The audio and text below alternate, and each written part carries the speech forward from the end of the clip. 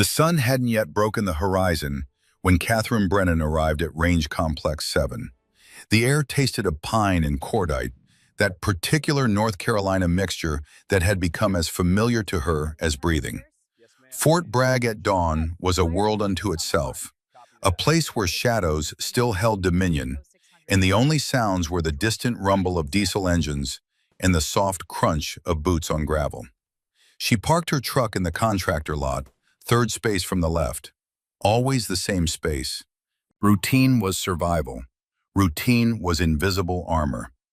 Kate stepped out carrying her equipment bag, clipboard, industrial staple gun, replacement target paper rolled tight in waterproof sleeves. She wore simple khaki work pants and a gray contractor polo, her blonde hair pulled back in a severe ponytail. Nothing about her appearance suggested anything beyond what the identification badge clipped to her belt declared: maintenance contractor, range operations. That was exactly the point. The range stretched before her like a cathedral of violence. 1,600 meters of carefully graded earth, dotted with target stands that rose from the ground like skeletal sentinels. Behind her, the control tower loomed, its polarized windows reflecting the first pale hints of dawn. She could see a silhouette up there, Colonel Aldridge, watching. He was always watching. Kate began her morning ritual. First target stand, check the hydraulic stabilizer. Second stand, verify the servo motor housing. Third stand, replace the worn target paper with crisp new sheets. The staple gun made satisfying mechanical thunks as she worked, each sound echoing across the empty range. Most people would see monotony in this work. Kate saw preparation. Every target she hung was a potential life saved downrange. Every malfunction she prevented was an operator who wouldn't fail when it mattered. She understood the sacred geometry of this place, the mathematics of trajectory and wind, the brutal calculus that separated the living from the dead. Her hands moved with unconscious precision, muscle memory from thousands of repetitions. But these weren't the movements of a contractor. They were the movements of someone who had spent years handling weapons with the same care, the same reverence. Anyone who truly knew what to look for would see it immediately. The way she cleared each work area before moving, the constant environmental awareness, the economy of motion that spoke of tactical training burned so deep it had become cellular. The wedding ring hanging from a chain around her neck caught the first rays of sunlight. She paused for just a moment, touching it through her shirt. Captain David Morgan, United States Marine Corps, killed in action, Kandahar Province, Afghanistan, March 15th, 2019. 5 years, 4 months, and 12 days ago. Kate exhaled slowly and returned to her work. The pain had become something she carried differently now, not lighter, but integrated. A weight she had learned to distribute across her entire being rather than letting it crush her heart. Colonel Aldridge had taught her that, among other things. The rumble of a diesel engine announced his arrival before she saw the vehicle. The range master's truck pulled up beside the control tower, and Rick Aldridge stepped out, moving with the careful deliberation of a man whose body remembered every hard landing, every forced march, every wound that had earned him a Purple Heart he never wore. He was 67 years old and looked like exactly what he was, a man forged in fires that most people couldn't even imagine. His face was all angles and weathered leather, his eyes the pale blue of winter sky. He wore the same thing every morning: faded jeans, a black polo shirt, and a ball cap with a simple trident pin. No rank insignia, no unit identifiers. Men like Rick Aldridge didn't need to advertise their credentials. "You're early," he called out, his voice carrying across the range with that parade ground authority that never quite left men of his generation. "Sleep is overrated, sir," Kate replied, not looking up from her work. "That it is." He approached carrying 2 paper cups of coffee, steam rising in the cool morning air. He handed her one without ceremony, black, no sugar. "How's the equipment looking?" "Target stand 7 has a loose mounting bracket. I'll tighten it before the range goes hot. Stand 12 needs new servo motor. The bearing's starting to grind. Rick nodded, sipping his coffee. This was their morning ritual, had been for 9 years now. Two warriors pretending to discuss maintenance while really checking in on each other, making sure the night hadn't left any fresh wounds that daylight needed to dress. Big day today, Rick said quietly. SEALs coming in for a workup. Some VIP demonstration scheduled for this afternoon. I saw the range reservation. Team leader is a young lieutenant named Holloway, Marcus Holloway. Rick paused and something flickered across his face. Memory, perhaps, or recognition. His father was one of mine, James Holloway. Trained him in '90 before Desert Storm. Hell of an operator. Kate heard the unspoken words in that statement. Was. Past tense. The son might not be what the father was. I'll make sure I'm clear of the range when they arrive, she said. No need for that. You've got work to do. This is your range as much as theirs. Rick's voice carried a note of something harder now, something that sounded almost like anticipation. Besides, might be educational. Before Kate could respond, the sound of vehicles approaching from the main road rolled across the complex like distant thunder. Not the practical work trucks of contractors or the standard military transport. These were tactical vehicles, heavily modified SUVs with a kind of aftermarket equipment that screamed special operations. Right on time, Rick murmured. He touched Kate's shoulder briefly, a gesture of reassurance or perhaps solidarity. Remember what I taught you. Let them underestimate me. It's a weapon. Smart girl. He smiled, the expression carving deep lines around his eyes. Then he turned and walked back toward the control tower, his gait still carrying the ghost of the ranger stride he'd learned 50 years ago. Kate returned to her work, but her awareness expanded outward like a radar pulse. Every sense came online, cataloging details, assessing threats, building a tactical picture. It was automatic, instinctive. You could take the soldier out of the war, but you couldn't take the war out of the soldier. 3 vehicles, black SUVs with darkened windows. They pulled into the staging area in perfect formation, spacing that spoke of convoy discipline. Doors opened in synchronized precision. 6 men emerged, all wearing the casual uniform of the elite operator. Tactical pants with more pockets than any human needed, moisture-wicking shirts that displayed physiques sculpted by obsessive physical training, ball caps and sunglasses that cost more than most people's monthly rent. But it was the way they moved that told the real story. These were SEALs, naval special warfare operators who had spent years having it drilled into them that they were the absolute apex predators of the military food chain.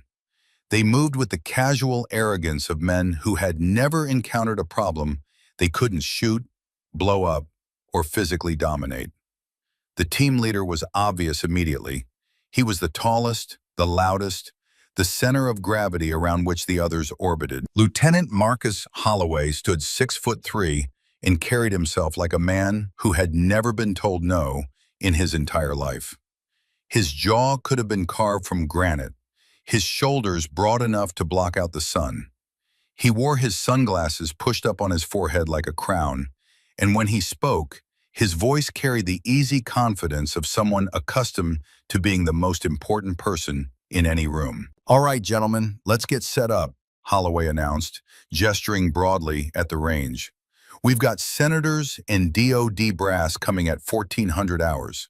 This demonstration needs to be absolutely flawless. We're talking precision at 1600 meters, which means we need perfect conditions and 0 distractions. His team began unloading equipment, rifle cases that cost more than cars, spotting scopes worth thousands of dollars, ammunition in custom loads that had been precision manufactured to tolerances measured in thousandths of an inch. Everything was top of the line, state of the art, the kind of gear that only unlimited black budget funding could provide. Kate continued working on target stand 14, about 50 meters from where the SEALs were setting up. She might as well have been invisible. None of them so much as glanced in her direction. To them, she was part of the landscape, furniture irrelevant, beneath notice. It was perfect. One of the younger SEALs, a petty officer with a kind of sculpted beard that took more maintenance than most people's lawns, did finally notice her. He nudged Holloway, gesturing with his chin. "Lieutenant, we've got a civilian on the range." Holloway turned, his gaze sweeping over Kate with a kind of dismissive assessment that lasted perhaps half a second. In that instant, he cataloged her, categorized her, and filed her under "not important." "Sweetheart," he called out, his voice dripping with casual condescension. "You lost? The administration building is back on main post. This is a live fire range. It's going to get loud and dangerous out here." Kate didn't respond. She finished stapling the corner of the target she was hanging, smoothing it down with her palm to eliminate any wrinkles that might affect the silhouette. Only then did she turn, meeting Holloway's eyes with her own steady gaze. "Understood," she said. Her voice was low, even, carrying no more inflection than the morning wind. Then she turned back to her work. The word hung in the air. Not an argument, not a defense, not an explanation, just acknowledgement. It was the verbal equivalent of a stone wall, perfectly smooth, offering no purchase for further engagement. Holloway's expression shifted slightly. It wasn't quite irritation yet, more like puzzlement. He was a man accustomed to reactions, deference, fear, attraction, something. Her complete lack of engagement registered as abnormal, and abnormal things bothered men who lived in a world of rigid protocols and clear hierarchies. "Did you hear what I said?" His voice was louder now, performing for his team. "This is special operations work. We're about to conduct precision rifle training that requires absolute focus. We don't need civilians wandering around like they're at a craft fair." Kate picked up her roll of fresh targets and her staple gun, preparing to move to the next stand-down range. She walked with the same calm, unhurried pace, her movements economical and purposeful. She didn't look back at Holloway. She didn't acknowledge his existence beyond that single word. It was, from a tactical perspective, the most devastating response possible. She had reduced him to irrelevance in his own mind. The team members exchanged glances. Something felt wrong about this interaction, though none of them could quite articulate what. They were trained observers, men whose survival depended on reading subtle cues. And this woman, this quiet, unassuming contractor, had a stillness about her that was somehow profound. She didn't move like someone nervous or intimidated. She moved like someone who was completely, utterly comfortable in her own skin and in this environment.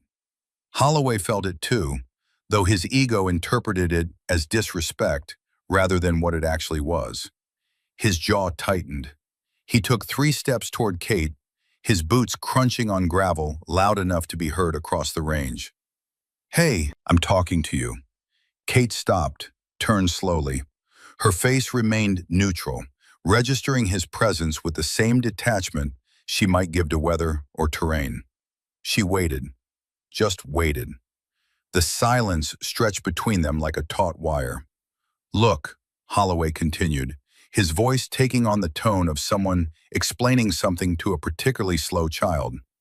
"I don't know who you are or what you're doing here, but I know what you're not. You're not one of us. This is a world of precision, of violence, of a level of skill you can't possibly comprehend."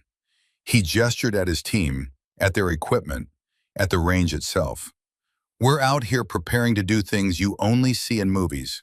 We're dealing with ballistics calculations that would make your head spin, windage adjustments over 1,000 meters, spin drift, Coriolis effect. We're not just shooting guns, we're conducting surgical strikes on targets at distances most people can't even accurately estimate." Kate's expression didn't change. She simply listened, tracking his face with an intensity that should have been a warning. She saw everything, the slight overextension in his posture that spoke of insecurity being masked by aggression, the way his hands moved when he talked, seeking to claim territory and dominate space, the tightness around his eyes that suggested a man trying very hard to live up to an impossible standard. "Do you understand the difference between what we do "And what you do?" Holloway pressed, warming to his subject now, his voice rising to ensure his team could hear every word of this performance. "You're out here with a clipboard and a staple gun, making sure paper hangs straight. We're calculating for atmospheric pressure, temperature gradients, the rotation of the Earth itself. Every shot we take represents 10,000 hours of training. Every trigger press is backed by a sacred trust, a legacy of warriors that goes back decades." He paused, letting the words settle, then gestured to one of his team members who was uncasing a magnificent rifle. "Petty Officer Martinez, show her what a real precision instrument looks like." Martinez brought over the rifle with reverent care. It was a Barrett MRAD, multi-role adaptive design, chambered in .338 Norma Magnum. The stock was carbon fiber, the barrel free-floated in match grade, the optic a Schmidt Inventor scope that cost more than most people's cars. It was a masterpiece of engineering, a tool designed for one purpose: delivering death with mathematical certainty at extreme distances. "This," Holloway said, his voice dropping to something almost reverent, "is $15,000 of American engineering excellence. This rifle can put rounds through a dinner plate at 2,000 meters. It represents the absolute pinnacle of precision marksmanship. It's not a toy. It's not something you just pick up and figure out. It's the result of decades of ballistics research, metallurgy, optical science. It's a promise, a legacy, a sacred trust." Kate looked at the rifle. For the first time, something flickered across her expression, a shift so subtle that only someone watching very carefully would catch it. It wasn't awe or intimidation. It was something deeper: recognition, familiarity, the way a master carpenter might look at a well-made hammer or a concert pianist might regard a Steinway. It was the look of someone seeing a tool they knew intimately. This micro-expression was completely lost on Holloway. His worldview had no category for it. He saw what he expected to see: a civilian intimidated by the display of professional equipment and expertise. "So when I ask you to clear the range," he continued, satisfaction creeping into his voice, "it's not because I'm being rude. It's because you're literally in the way of something important, something that matters. This demonstration today, senators are going to be watching. Defense appropriations are on the line. National security decisions will be influenced by what happens on this range. And I can't have some contractor wandering around while we're trying to work." Kate's gaze shifted from the rifle back to Holloway's face. "How long is your demonstration scheduled for?" she asked quietly. The question seemed to catch him off guard. "What?" "Your demonstration. How long?" 1,400 hours to 1,600 hours. 2 hours. Kate nodded once. "I'll be done with my maintenance checks by 13:30. You won't see me." She turned to leave, but Holloway wasn't finished. The lack of engagement, the complete absence of deference, had gotten under his skin like a splinter, working its way deeper with each passing moment. "That's it? That's all you've got? No questions about what we do? No interest in the reality of special operations?" Kate paused, her back still to him. "I understand what you do, Lieutenant." "Do you? Do you really?" Holloway's voice was sharp now, genuinely irritated. "I don't think you do. I don't think you have any concept of the level of training, dedication, and sacrifice required to wear this uniform. To earn this trident," he tapped the seal insignia on his chest, "this isn't something they hand out. This is earned through blood and pain and more hardship than most people will ever know." From the control tower, Colonel Aldridge watched through high-powered binoculars. He could read the scene like a book, could see the trajectory of this interaction as clearly as if it had already happened. He'd witnessed this exact dynamic play out dozens of times over his long career. Young operators, full of themselves, convinced that their recent training and their expensive equipment made them the deadliest things on Earth. Quiet professionals who knew better, who had nothing to prove because they'd already proven everything that mattered. This was going to be educational indeed. On the range, Kate finally turned back to face Holloway fully. "You're right, Lieutenant. I don't know what it takes to earn a SEAL trident." Her voice remained neutral, factual. "I'm sure it requires exceptional dedication." It should have been a concession, a moment of agreement that would allow Holloway to feel vindicated and move on. But something in the way she said it, the absolute lack of emotion, the clinical delivery, made it feel somehow worse than an argument would have. She was agreeing with him the way you might agree that water is wet or gravity exists. A simple statement of fact that carried no weight because it was too obvious to matter. Before Holloway could formulate a response, a high-pitched mechanical whine cut through the morning air. It came from downrange, from the farthest target complex at 1,550 meters. The sound was wrong, grinding metal and stressed hydraulics, creating a cacophony that any experienced range operator would immediately recognize as catastrophic failure. All heads turned toward the sound. One of the advanced robotic target systems, a running man rig designed to simulate moving enemy combatants, had seized mid-cycle. The metal silhouette was frozen at an awkward angle, tilted approximately 30 degrees off vertical. A thin wisp of smoke curled from its actuator housing, dark against the pale morning sky. The range master's voice crackled over the loudspeaker system. "Hold the line! Hold the line! We have a malfunction on Target Complex 6. All personnel, cold range. I repeat, cold range. Stand by." Holloway's face went through several expressions in rapid succession. Surprise, frustration, and then calculation. This was a disaster. The VIP demonstration was scheduled in less than 6 hours, and the primary target system just failed. Maintenance teams would need hours to diagnose and repair, assuming the parts were even available. His team gathered around him, their casual confidence replaced by professional concern. These men knew what was at stake. Defense appropriations, program funding, their unit's reputation, all of it rode on this afternoon's demonstration. "Range Control, this is Lieutenant Holloway, SEAL Team 5, he said into his radio, his voice crisp and commanding. "We can fix that. Give me permission to put a round into the actuator housing. A .338 Lapua Magnum should knock it loose. We can have that system back online in 2 minutes." It was a typical SEAL solution. Direct, overwhelming, relying on brute force to solve a technical problem. It was also remarkably stupid. A stray round could destroy the expensive track system, damage the control electronics, or create a dozen other cascade failures. But it would be fast, and it would look decisive. The range master's response came through laced with skepticism and barely concealed irritation. "Negative, Holloway. That's a $400,000 system. We're not having you use it for target practice. We'll send a maintenance team downrange. Range is cold for a minimum of 3 hours." 3 hours. The words landed like a death sentence. There was no way to complete the demonstration setup and rehearsal in the time remaining if they lost 3 hours now. The VIP demo would be compromised, possibly canceled.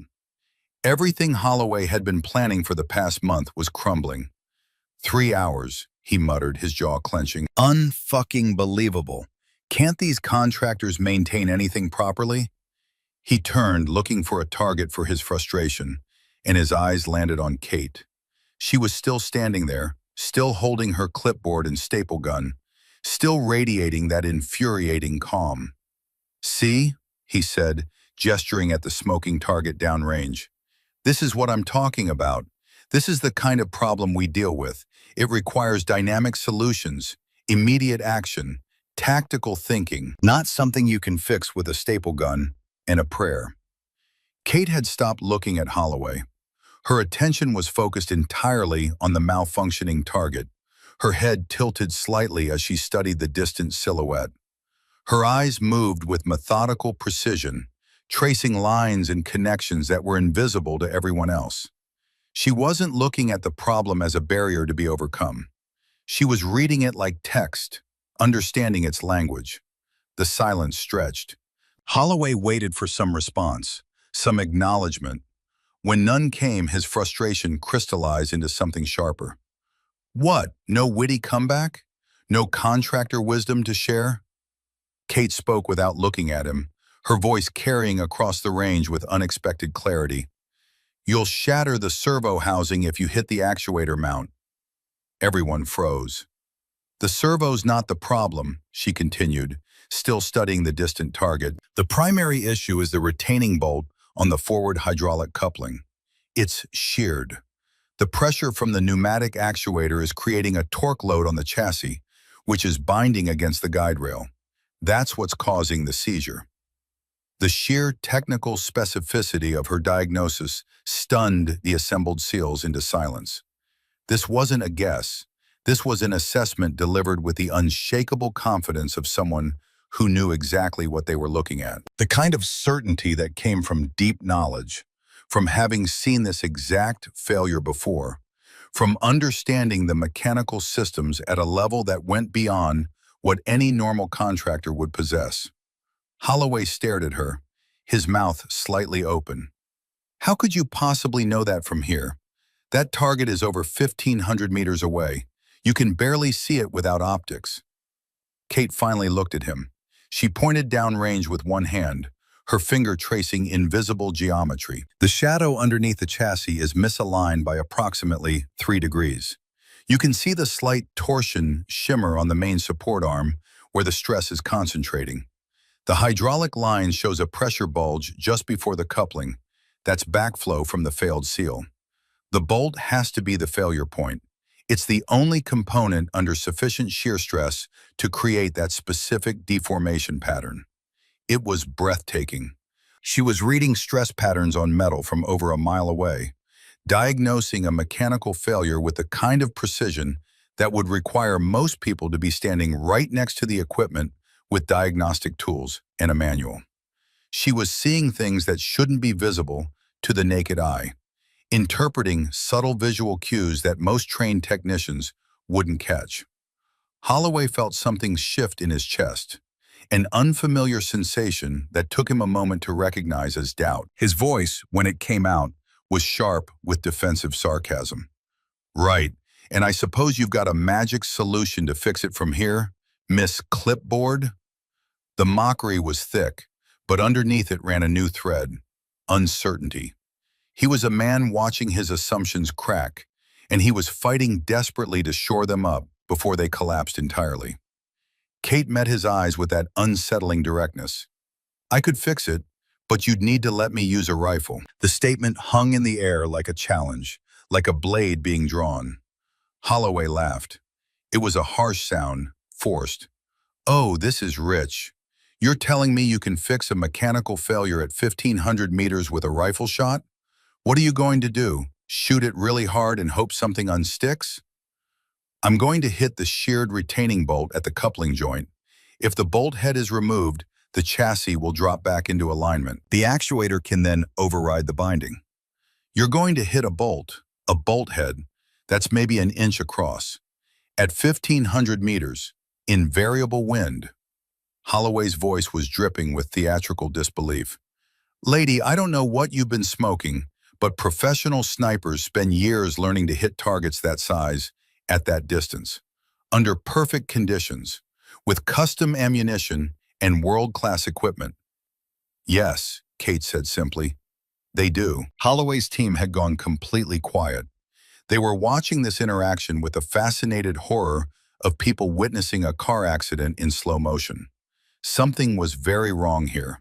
The quiet confidence in this woman's voice, the technical precision of her analysis, the complete absence of doubt, it all added up to something that didn't fit their model of the world. One of the petty officers, a man named Davidson, who had been doing this long enough to trust his instincts, leaned close to Holloway.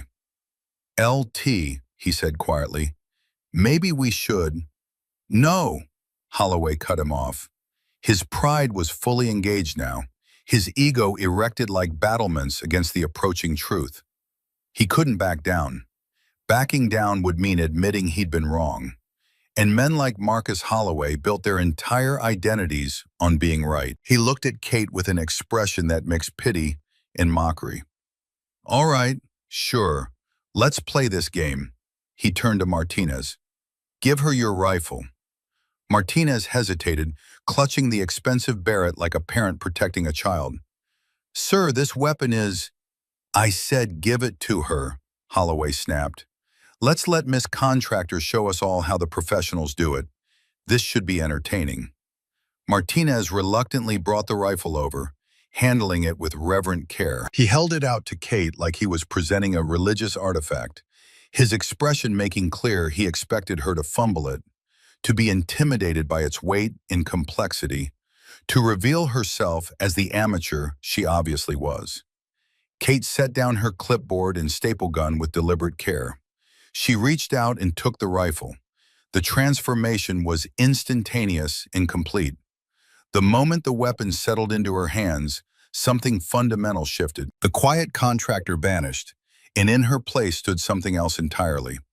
Something ancient and formidable and absolutely certain. The rifle, 13 pounds of precision engineering, seemed to become a part of her, an extension of her will made manifest in carbon fiber and steel. Her hands moved with practiced efficiency that spoke of thousands of hours of repetition. Her left hand slid under the forestock, fingers finding purchase with unconscious precision. Her right hand curled around the pistol grip, index finger resting perfectly straight along the receiver, well clear of the trigger guard. She worked the bolt with a smooth, practiced motion. The chambered .338 Norma Magnum round ejected in a flash of brass. Without looking, without breaking her focus on the weapon, her right hand came up and caught the cartridge in midair. The movement was so casually perfect, so absolutely controlled, that several of the watching SEALs actually gasped. Kate looked at the cartridge in her palm, then raised her eyes to Holloway. This is overkill, she stated flatly. The concussive force could damage the hydraulic control circuits. Do you have an alternative load? A .308 NATO would be better for this application. The technical specificity, the casual weapons handling, the complete absence of hesitation or uncertainty. Every single SEAL on that range felt it simultaneously. A creeping realization that something very, very wrong was happening to their understanding of reality. Holloway's face had gone pale. His mouth opened and closed twice before words came out. Martinez, he said, his voice sounding distant and hollow. Give her a .308 magazine. Martinez fumbled in his gear bag with shaking hands. He produced a magazine loaded with 7.62 by 51 millimeters NATO rounds. Match-grade precision ammunition. He handed it to Kate like he was offering tribute to a deity he just realized existed. Kate took the magazine, examined it briefly, then slapped it into the magazine well with a firm, resonant click that echoed across the suddenly silent range. She worked the bolt again, chambering around with a sound that seemed impossibly loud. Her movements were textbook perfect, every action economical, purposeful, efficient. She didn't use the bipod, didn't go prone. She simply dropped into a kneeling position, her body settling into the stance with the kind of perfect balance that spoke of countless hours in this exact posture. It was a modified rice paddy squat, a shooting position that was exponentially harder than prone, but offered greater flexibility and faster target transition. The rifle came up to her shoulder, the heavy stock nestling into the pocket of her shoulder like it had been molded specifically for her body. Her cheek met the stock, her eye found the scope, and she acquired a sight picture in less than 2 seconds. Her breathing slowed, became almost imperceptible. The entire range, the entire world, seemed to hold its breath with her. From the control tower, Colonel Rick Aldridge watched through his binoculars. A small smile touched his lips. There she is, he whispered to himself. There's my Ranger. Holloway stood frozen, unable to look away. The joke had curdled in his throat. This wasn't a joke. This was something real. something terrifyingly competent. This woman, this contractor who he dismissed as irrelevant, was demonstrating a level of weapons proficiency that matched or exceeded anything he'd seen from professional operators. Kate's world had narrowed to the scope picture. 1,550 meters downrange, she could see the malfunctioning target system in perfect clarity. She identified the coupling joint, the sheared bolt head, the exact point of failure. She calculated for wind, 8 miles per hour, 3 o'clock. Temperature gradient, rising air creating a 2-minute vertical shift. Barometric pressure, standard. Coriolis effect at this latitude, negligible for this distance. The math happened automatically, instinctively. Her body made micro-adjustments without conscious thought. This was what years of training looked like. This was what it meant to have fired so many rounds that the rifle became an extension of your nervous system.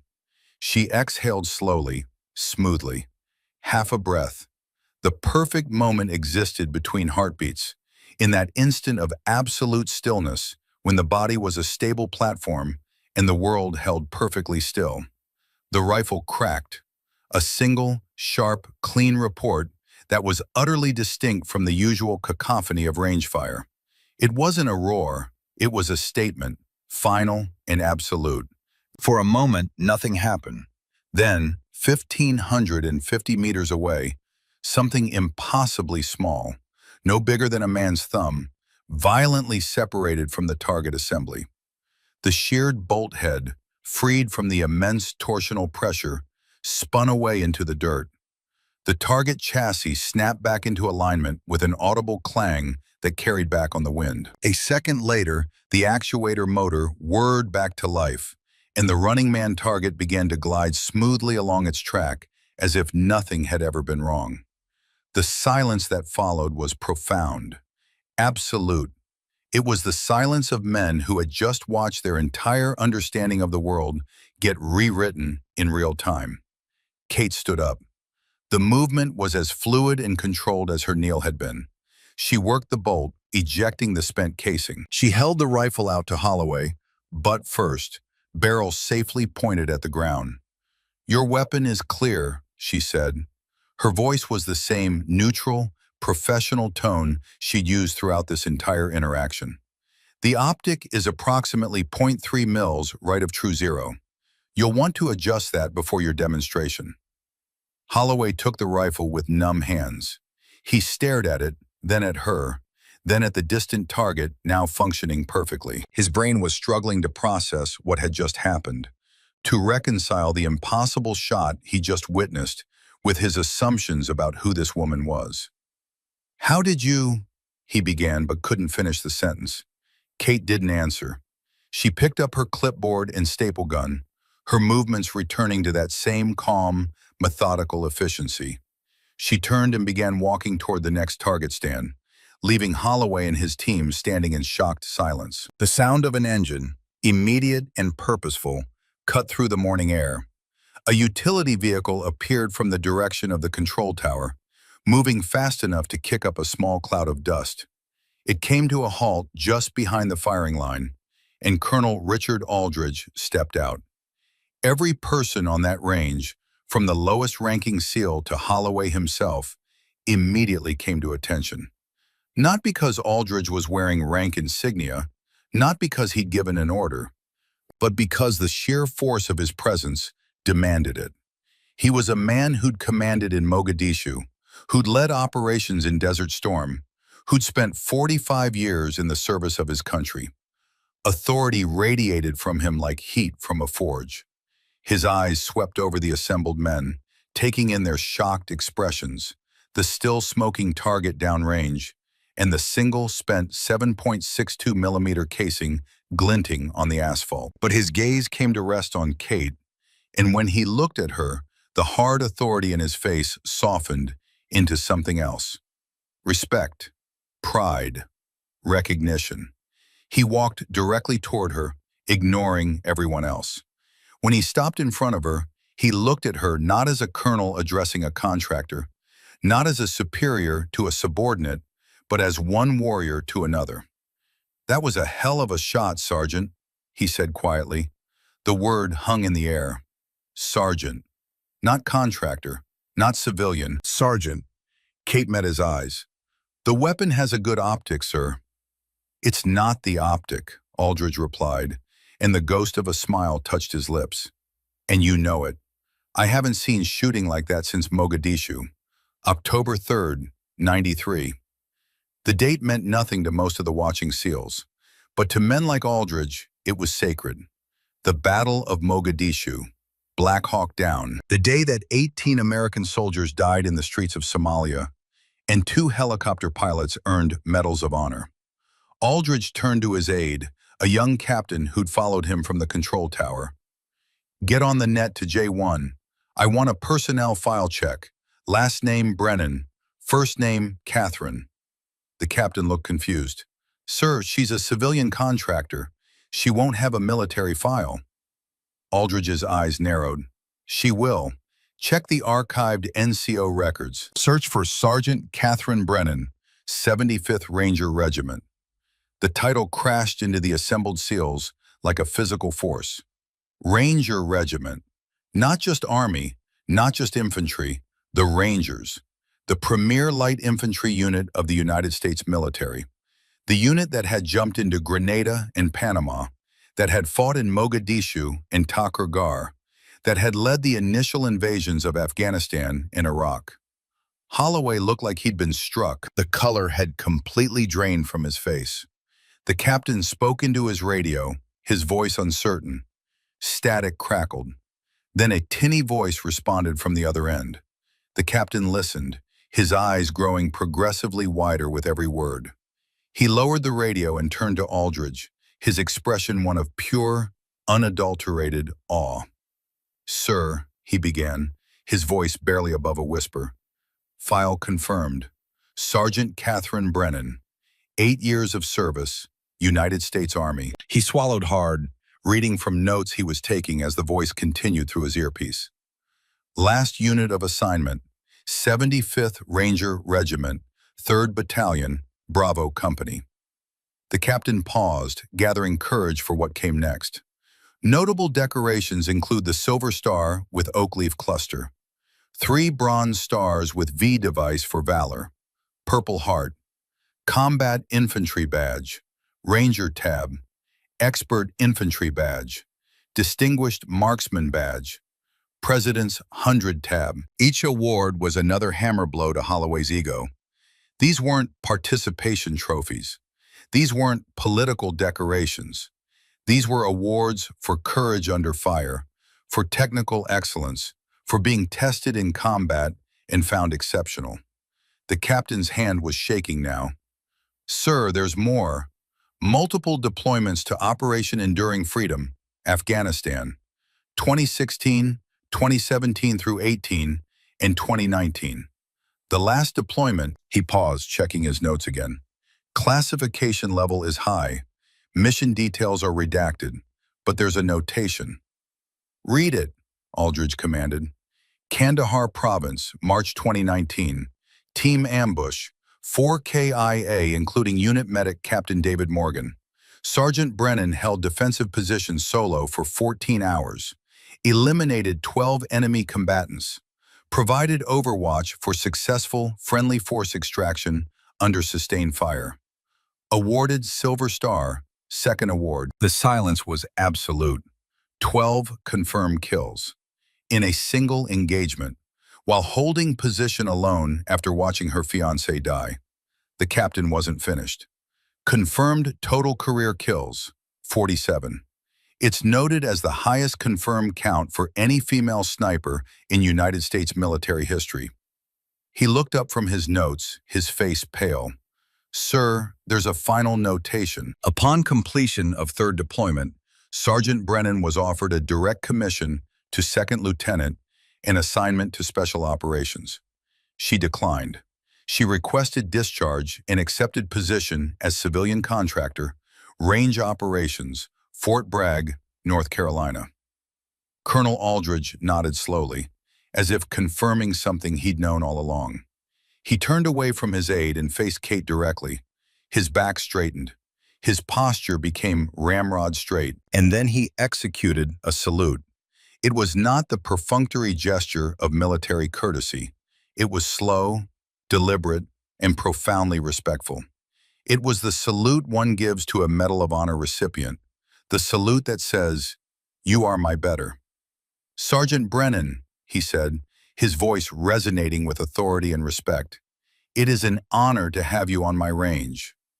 Kate returned the salute with precision that was as crisp and clean as the day she'd first learned it in basic training. "Thank you, sir. Just trying to keep the equipment running." Her humility was perhaps the most shocking thing of all. Here was a woman who had proven herself in the most extreme circumstances imaginable, who had earned every accolade a soldier could earn, who had just demonstrated a level of skill that left professional special operators stunned. And her response was to deflect, to minimize, to return immediately to the quiet professionalism that defined her. Aldridge finally turned his attention to Lieutenant Holloway. The colonel's face transformed. The respect and warmth he'd shown Kate vanished, replaced by cold, hard disappointment. When he spoke, his voice was dangerously soft. "Lieutenant Holloway." Holloway snapped to attention so fast he nearly gave himself whiplash. "Yes, sir." "You wear the trident of a United States Navy SEAL. Do you know what that symbol represents?" "Yes, sir." "Excellence, honor, and—" "It represents humility," Aldridge cut him off. "It represents the understanding that being elite is not about making noise. It's not about telling people how good you are. It's about being so goddamn good that you don't need to say a word." He took a step closer to Holloway, forcing the younger man to meet his eyes. "You looked at a decorated combat veteran, a woman who has forgotten more about precision marksmanship than you will ever know, and you saw nothing but someone to mock. You let your assumptions, your prejudice, and your ego blind you to the reality standing right in front of you." Holloway's face was crimson now, shame and humiliation warring for dominance. Aldridge gestured back toward Kate, who had returned to her work, checking the next target stand as if nothing remarkable had happened. "That woman has operated in environments so hostile you can't even imagine them. She has proven her worth in blood and fire. She has earned her place among this nation's greatest warriors through action, not through words on a practice range." He paused, letting the words sink in like hammer blows. "Your father, Lieutenant, was one of mine. I trained James Holloway before Desert Storm. He was a good operator. You want to know why? Because he was humble enough to listen, smart enough to learn, strong enough to admit when he was wrong." The invocation of his father hit Holloway like a physical blow. His father, his hero, the legendary SEAL whose shadow he'd spent his entire life trying to escape. "Your demonstration this afternoon will proceed as scheduled," Aldridge continued, "but Sergeant Brennan will be taking your place as primary shooter. Consider it a learning opportunity." The humiliation was complete and public. To be replaced in your own demonstration by the person you just mocked was the kind of ego death that most men never recovered from. "Do you understand me, Lieutenant?" "Yes, sir," Holloway managed, his voice barely audible. "Good." Aldridge's expression softened slightly. "You're a skilled operator, Holloway. You have potential. But skill without humility is just arrogance. And arrogance gets people killed. Learn from this, grow from this, or the trident you're wearing will be nothing but jewelry." He turned and walked back to his vehicle without waiting for a response. Before he drove away, he called out to Kate one final time. 1300 hours, Sergeant. VIP briefing room. Bring your gear." Kate looked up from her work and nodded once. "Yes, sir." And then Colonel Richard Aldridge was gone, leaving behind a range full of stunned special operators and one very humbled SEAL lieutenant. Kate returned to her targets. She had 4 more stands to check before she was done. The morning sun was climbing higher now, burning off the last of the cool air. It was going to be a hot day. Behind her, she could hear the low murmur of voices, as the SEAL team processed what had just happened. She didn't need to hear the words to know what they were saying. She'd been through versions of this scene before. The shock, the disbelief, the rapid recalculation of assumptions. Let them talk, let them process. It didn't matter. What mattered was that the targets were hung correctly, that the equipment functioned properly, that when operators came to this range to train, everything was ready for them to do their jobs. That was her job now. Not glory, not recognition, just the quiet, professional work of keeping the machinery of war maintained and functional. She touched the ring hanging around her neck, feeling the warm metal through her shirt. 5 years, 4 months, and 12 days. "I'm still here, David," she whispered to the morning air. "Still fighting, still serving, just like we promised."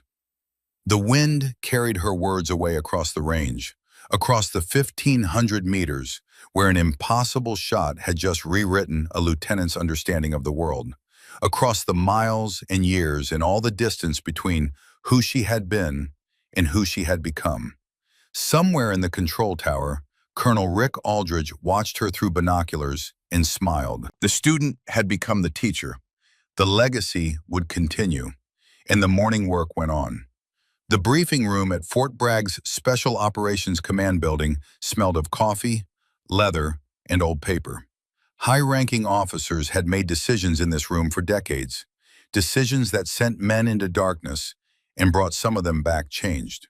The walls were lined with photographs, faded images of Rangers in Grenada, Delta operators whose faces were deliberately blurred even in classified spaces, helicopter crews from operations that officially never happened. Kate Brennan stood at parade rest near the back of the room, her hands clasped behind her back, her eyes forward. She'd changed from her contractor polo into something more appropriate, a simple black button-down shirt and khaki tactical pants. No uniform. Those days were behind her. But her bearing, her posture, the way she held herself spoke louder than any rank insignia ever could. The room was filling with people who mattered. 2 senators from the Armed Services Committee, their suits expensive and their expressions carefully neutral. A 3-star general from SOCOM, his chest heavy with ribbons that told stories of Panama and the First Gulf War. Defense contractors in business casual, clutching tablets and wearing the hungry expressions of people who saw opportunities measured in billions. And journalists, carefully vetted, security-cleared journalists who would write the stories that shaped public opinion and justified budgets. Lieutenant Marcus Holloway stood on the opposite side of the room with his team.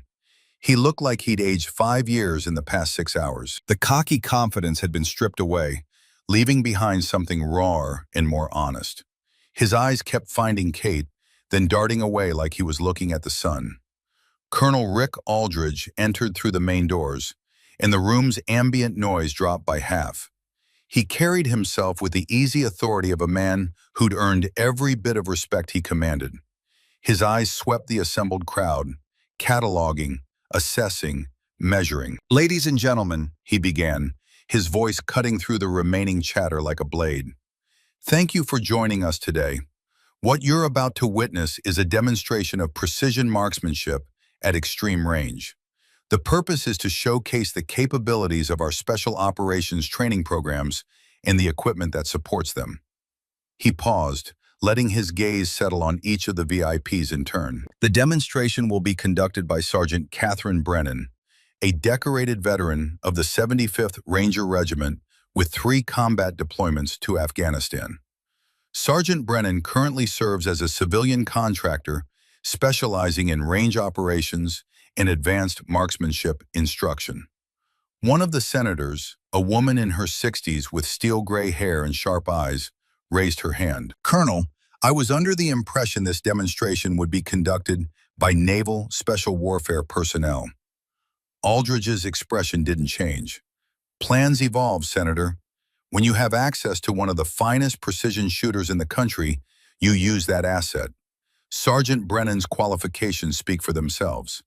He gestured to his aide, who triggered a presentation on the wall-mounted screen. Kate's service record appeared, heavily redacted, but what remained was damning in its excellence. Awards, deployments, qualification scores that sat at the absolute top of the scale. The senator nodded slowly, her eyes moving from the screen to Kate with new interest. Impressive. That's one word for it, Aldridge replied. Shall we proceed to the range? The group moved as a unit, flowing out of the briefing room and into waiting vehicles. Kate rode in the back of a utility truck with some of the support staff, preferring the anonymity. Through the window, she could see Holloway in another vehicle, his jaw clenched, his eyes staring at nothing. She felt no satisfaction in his humiliation, no sense of victory, only a kind of tired recognition that this scene played out over and over, in different forms, with different people. The assumptions, the dismissal, the eventual reckoning. It was exhausting in its predictability. The range looked different than it had at dawn. Tent canopies had been erected for the VIPs, providing shade and clear sightlines. Support staff had set up chairs, refreshment stations, spotting scopes on tripods. The whole thing had the feel of a sporting event, which made Kate's skin crawl slightly. This wasn't entertainment. This was the demonstration of skills learned in blood. Colonel Aldridge took position at the center of the VIP area, a microphone clipped to his collar. For this demonstration, Sergeant Brennan will engage targets at ranges from 800 to 1,800 meters. She'll be using a standard-issue precision rifle system with match-grade ammunition. All shots will be conducted in current wind conditions, with no artificial advantages. He gestured downrange, where target systems had been positioned at various distances. The targets include static silhouettes, moving platforms, and reactive steel. Each represents a different tactical scenario our operators might encounter in the field. Kate moved to the firing line. Someone had set up her equipment, a Barrett MRAD in .338 Norma Magnum, the same rifle Holloway had been using that morning. Bags of sand for support, a range card with wind and atmospheric data, everything she needed and nothing she didn't. She knelt beside the rifle, running through her pre-fire checklist with mechanical efficiency. Chamber clear, magazines seated, optic caps removed, bolt function smooth. These were rituals older than memory now, movements her hands could execute in complete darkness or under fire. First target, Aldridge's voice carried across the range. Static silhouette at 800 meters. Kate settled into position, prone this time, using the sandbags to create a stable platform. Her breathing slowed, her heart rate dropped. The world narrowed to the scope picture and the mathematics of ballistics. Wind from the southeast at 6 miles per hour. Temperature 84 degrees Fahrenheit. Barometric pressure standard. Humidity low. The numbers processed automatically, her brain calculating holds and adjustments with the speed of long practice. The target appeared in her scope, a standard human silhouette, the kind used in qualification courses worldwide. She placed the crosshairs on center mass, exhaled half a breath, and pressed the trigger. The rifle bucked against her shoulder. The report rolled across the range. Downrange, the target erupted with the impact, the hit clearly visible even at this distance. Center mass, the range observer called out. Perfect hit. The VIPs murmured appreciatively. Kate worked the bolt, chambering a fresh round, and waited for the next call. Second target, moving platform at 1,200 meters. This was harder. A running man's silhouette on a motorized track, moving at approximately 4 miles per hour from left to right. She would need to lead the target, accounting for its movement, plus the wind drift, plus all the other variables that made long-range shooting more art than science. Kate tracked the target through her scope, her breathing synchronized with its movement. She saw the pattern, the rhythm. Everything moved in patterns if you watched long enough. She led the target by what her instincts told her was right. Not mathematics now, but feel, that deep knowing that came from repetition. The shot broke clean. The bullet's flight time at this range was just over 2 seconds. For that brief eternity, the round was in the air while the target kept moving, and every variable from temperature to the Coriolis effect played its part in the outcome. The impact was perfect. The target's center mass moving through space and the bullet's trajectory intersected with mathematical precision. Direct hit, the observer confirmed. Dead center. Senator Patterson, the woman who'd asked the earlier question, leaned toward her colleague. That's remarkable shooting. That's training and talent in equal measure, Aldridge replied, though the microphone wasn't meant to pick up his words. That's what happens when you take someone with natural ability and give them world-class instruction and the motivation to excel. Kate continued through the demonstration. 1,300 meters, static target in variable wind. 1,500 meters, multiple targets requiring rapid engagement. 1,600 meters, a steel plate no larger than a dinner plate. Each shot was perfect or near perfect. Her consistency was mechanical. The rifle had become an extension of her will, and her will was absolute. But it was the final shot that would be remembered. Last target, Aldridge announced, 1,800 meters, extreme range, wind conditions unfavorable. This represents the absolute outer edge of practical precision rifle engagement. 1,800 meters, just over a mile. At this distance, the bullet would be in flight for nearly 3 seconds. It would drop over 40 feet from the bore line. Wind would push it several feet laterally. The rotation of the Earth itself would have a measurable effect on the trajectory. Kate studied the conditions. The wind had picked up, now gusting to 10 miles per hour with variable direction. Heat mirage was creating visible distortion over the range. These were terrible conditions for precision work. She made her calculations, but more than that, she felt the shot. Years of experience whispered to her about holds and leads, about the way the wind would push the round, about the imperceptible tilt of the Earth, and how it would drift the bullet right. The rifle settled. Her breathing stopped. The world held perfectly still. The shot broke. 3 seconds of flight time felt like an eternity. Every person watching held their breath, eyes straining to see the distant target. The steel plate rang like a bell, the impact visible even at this impossible distance. The VIP area erupted in applause. The senators were standing. The general was nodding with the satisfied expression of a man whose budget requests had just been justified. Even the jaded defense contractors looked impressed. Kate stood, cleared her rifle, and stepped back from the line. Her expression remained neutral, professional. This wasn't about glory. It was about demonstrating capability, proving that the training programs and equipment worked, that the investment in special operations was sound. Colonel Aldridge approached her as the VIPs clustered around their vehicles, already discussing what they'd witnessed. Outstanding work, Sergeant. Thank you, sir. The senators want to meet you. Brief conversation, nothing formal. Kate nodded, though she felt a familiar dread settle in her stomach. She didn't do well with politicians. They asked the wrong questions and heard the wrong answers. Senator Patterson approached with her colleague, a man named Michaels who represented a district heavy with military installations. Both had the careful, practiced smiles of people who'd spent careers reading rooms and managing perceptions. Sergeant Brennan, Patterson extended her hand. That was extraordinary. Truly extraordinary. Kate shook the offered hand. Thank you, Senator, just doing the job. How long did it take you to develop that level of skill? It was the kind of question that seemed simple, but wasn't. How do you quantify the hours, the pain, the failures that taught more than the successes? How do you explain that the real learning happened under fire when missing meant someone died? Ongoing process, ma'am. Started basic marksmanship in 2015. Been refining it ever since. Senator Michaels leaned in. Colonel Aldridge mentioned you served 3 tours in Afghanistan. What was your role there?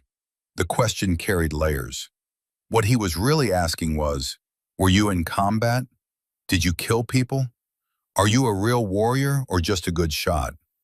Counter-sniper operations, sir. Force protection. Target elimination when required. And how many successful eliminations would you say you achieved? Kate's jaw tightened almost imperceptibly. Colonel Aldridge noticed and stepped in smoothly. Senator, those operational details are classified. What I can tell you is that Sergeant Brennan's performance in theater directly saved American lives and contributed to mission success across multiple operations. Patterson shot her colleague a look that suggested he'd crossed a line. Of course, we wouldn't ask you to compromise operational security. She turned back to Kate. What are you doing now, beyond the contract work? Consulting on training programs, helping develop curriculum for advanced marksmanship courses, trying to pass along what I learned. That's admirable. Patterson's expression shifted, becoming more genuine.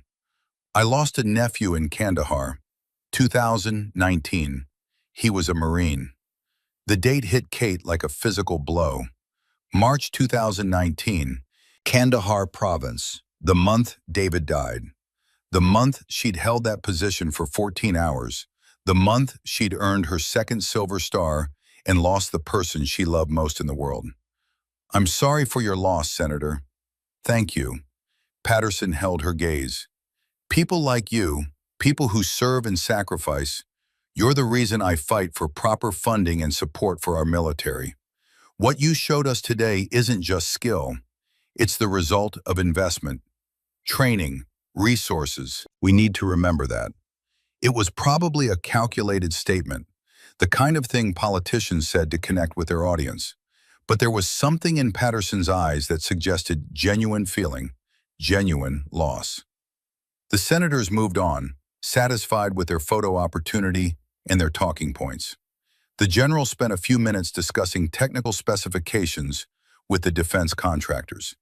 The journalists filed their stories on satellite uplinks, already spinning narratives about America's secret weapons and the warriors who wielded them. And Kate stood at the edge of it all, waiting for permission to leave, to return to the quiet work that didn't require performance or justification. Holloway approached her as the crowd began to disperse. He moved hesitantly, like a man approaching a dangerous animal. When he spoke, his voice was low, meant only for her. Sergeant Brennan, can I have a moment? Kate turned to face him fully, her expression neutral. Lieutenant, I need to apologize, properly, not just because I was ordered to, but because I owe you that. He paused, seeming to gather courage. This morning, I was an arrogant asshole. I saw what I wanted to see instead of what was in front of me. I disrespected you, your service, and everything you've accomplished. There's no excuse for that. Kate studied him. The humiliation had stripped away the swagger, leaving behind something more honest, but also more fragile. This was the moment where she could either break him completely or give him something to build on. Apology accepted, Lieutenant. Holloway blinked, surprised by the simplicity of her response. That's it? What else do you want? I'm not going to make you grovel.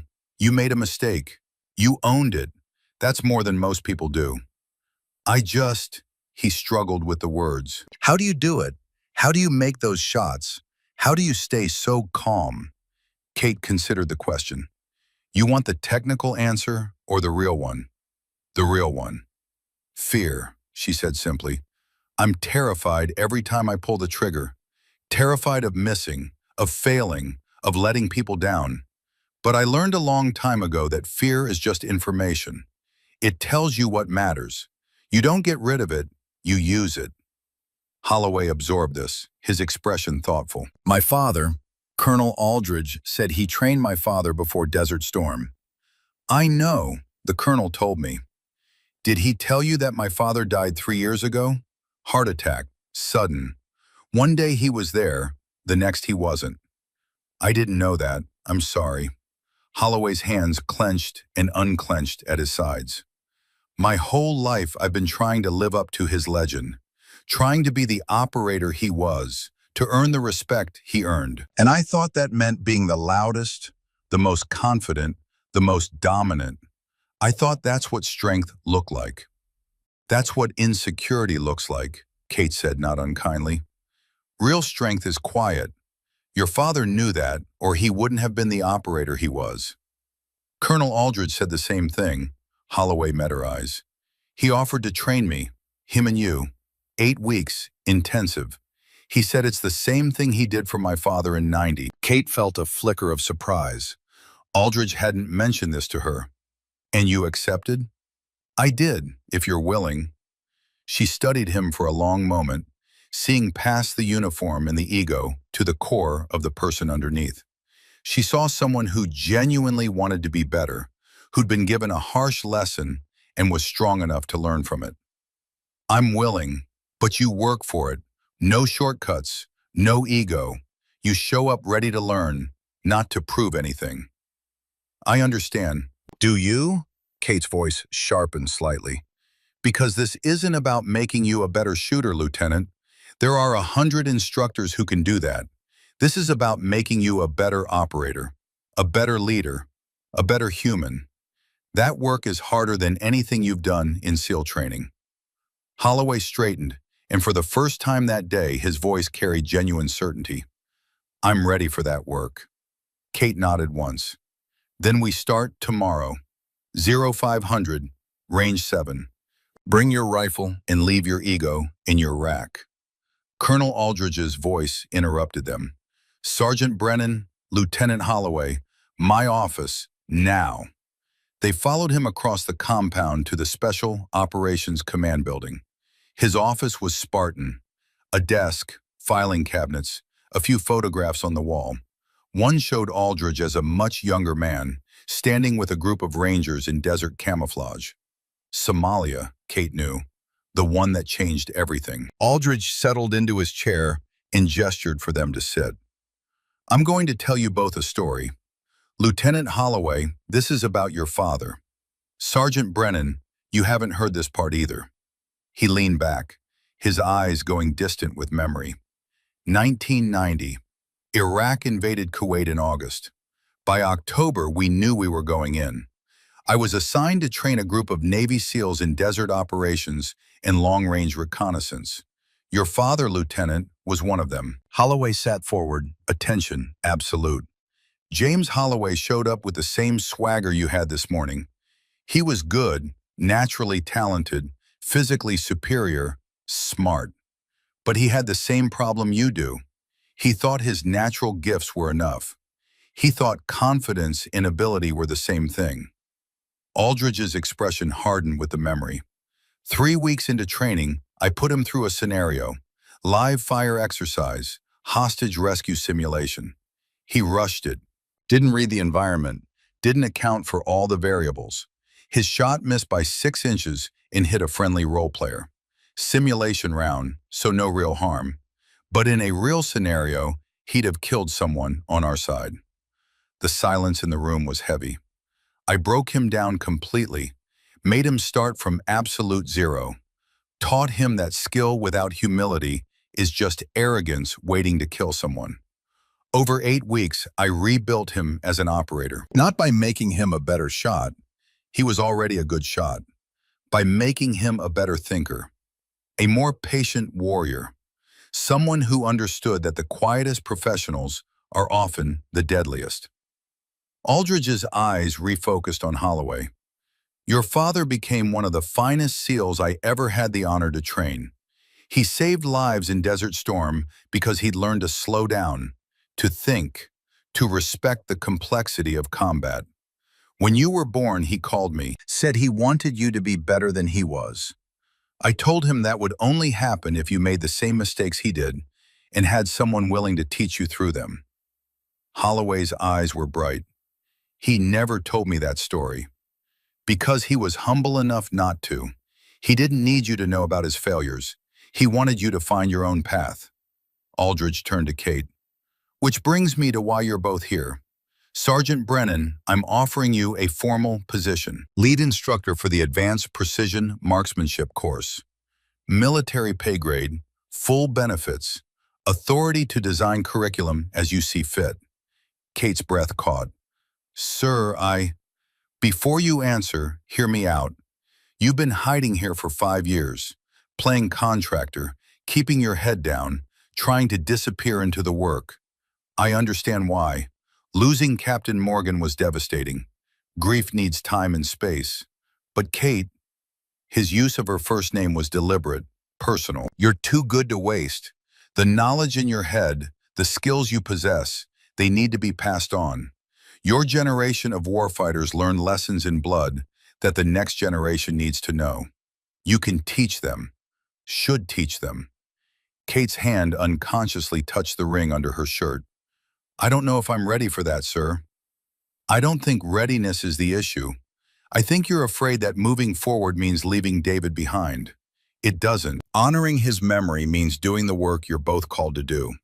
He'd want you teaching, saving lives, making sure his sacrifice and yours meant something. The words hit deeper than Kate wanted to admit. She'd been treading water for 5 years, maintaining but not advancing, surviving but not living. The idea of stepping back into a formal role, of being visible again, terrified her. But Aldridge was right. David would have wanted this. He'd always pushed her to be more, to use her gifts, to lead. What would the position entail? Designing and teaching a 12-week course for special operations personnel across all branches. Rangers, SEALs, Force Recon, Delta candidates. You'd have a staff of 4 assistant instructors, full autonomy on curriculum, and direct access to me for anything you need. And Lieutenant Holloway? Aldridge smiled slightly. He'll be your first intensive student, 8 weeks, one-on-one, before the formal course begins. Consider it a pilot program. If you can take an arrogant SEAL and turn him into a quiet professional, you can teach anyone. Holloway had the grace to look embarrassed. Kate was silent for a long moment, weighing the decision. Safety versus purpose. Invisibility versus impact. The comfortable routine of the past 5 years versus the terrifying possibility of something more. I accept, she said finally, on one condition. Name it. The course includes a mandatory module on humility and tactical patience. Not just shooting mechanics, the mental game, the discipline that keeps you alive when skill isn't enough. Done. Aldridge stood, extending his hand. Welcome back to the fight, Sergeant Major. The rank hit Kate like electricity. Sergeant Major. The promotion she'd turned down when she left active duty. Sir, I'm not. You are now. Effective immediately. The paperwork's already processed. I had it ready the day you took that contractor job. Been waiting 5 years for you to be ready to accept it. Kate took his hand, feeling the weight of the rank settle under her shoulders like familiar armor. Sergeant Major, the highest enlisted rank in the Army, a position of leadership and responsibility that she'd run from once and was now accepting again. Thank you, sir. Don't thank me, just do the work. Aldridge turned to Holloway. Lieutenant, you report to Sergeant Major Brennan at 0500 tomorrow. You'll be living at the range facility for the next 8 weeks. No contact with your team except emergencies. This is total immersion. Understood? Yes, sir. Good. Dismissed. They left the office together, walking in silence across the compound. The sun was setting, painting the sky in shades of orange and purple. Fort Bragg at dusk had its own beauty, harsh and practical, but beautiful nonetheless. Sergeant Major, Holloway said finally, testing the rank. It suits you. We'll see if you still think that after 8 weeks. What will the training be like? Kate stopped, turning to face him directly. Week 1, I break everything you think you know. Week 2 through 4, I teach you to see. Week 5 and 6, I teach you to think. Week 7 and 8, we put it all together.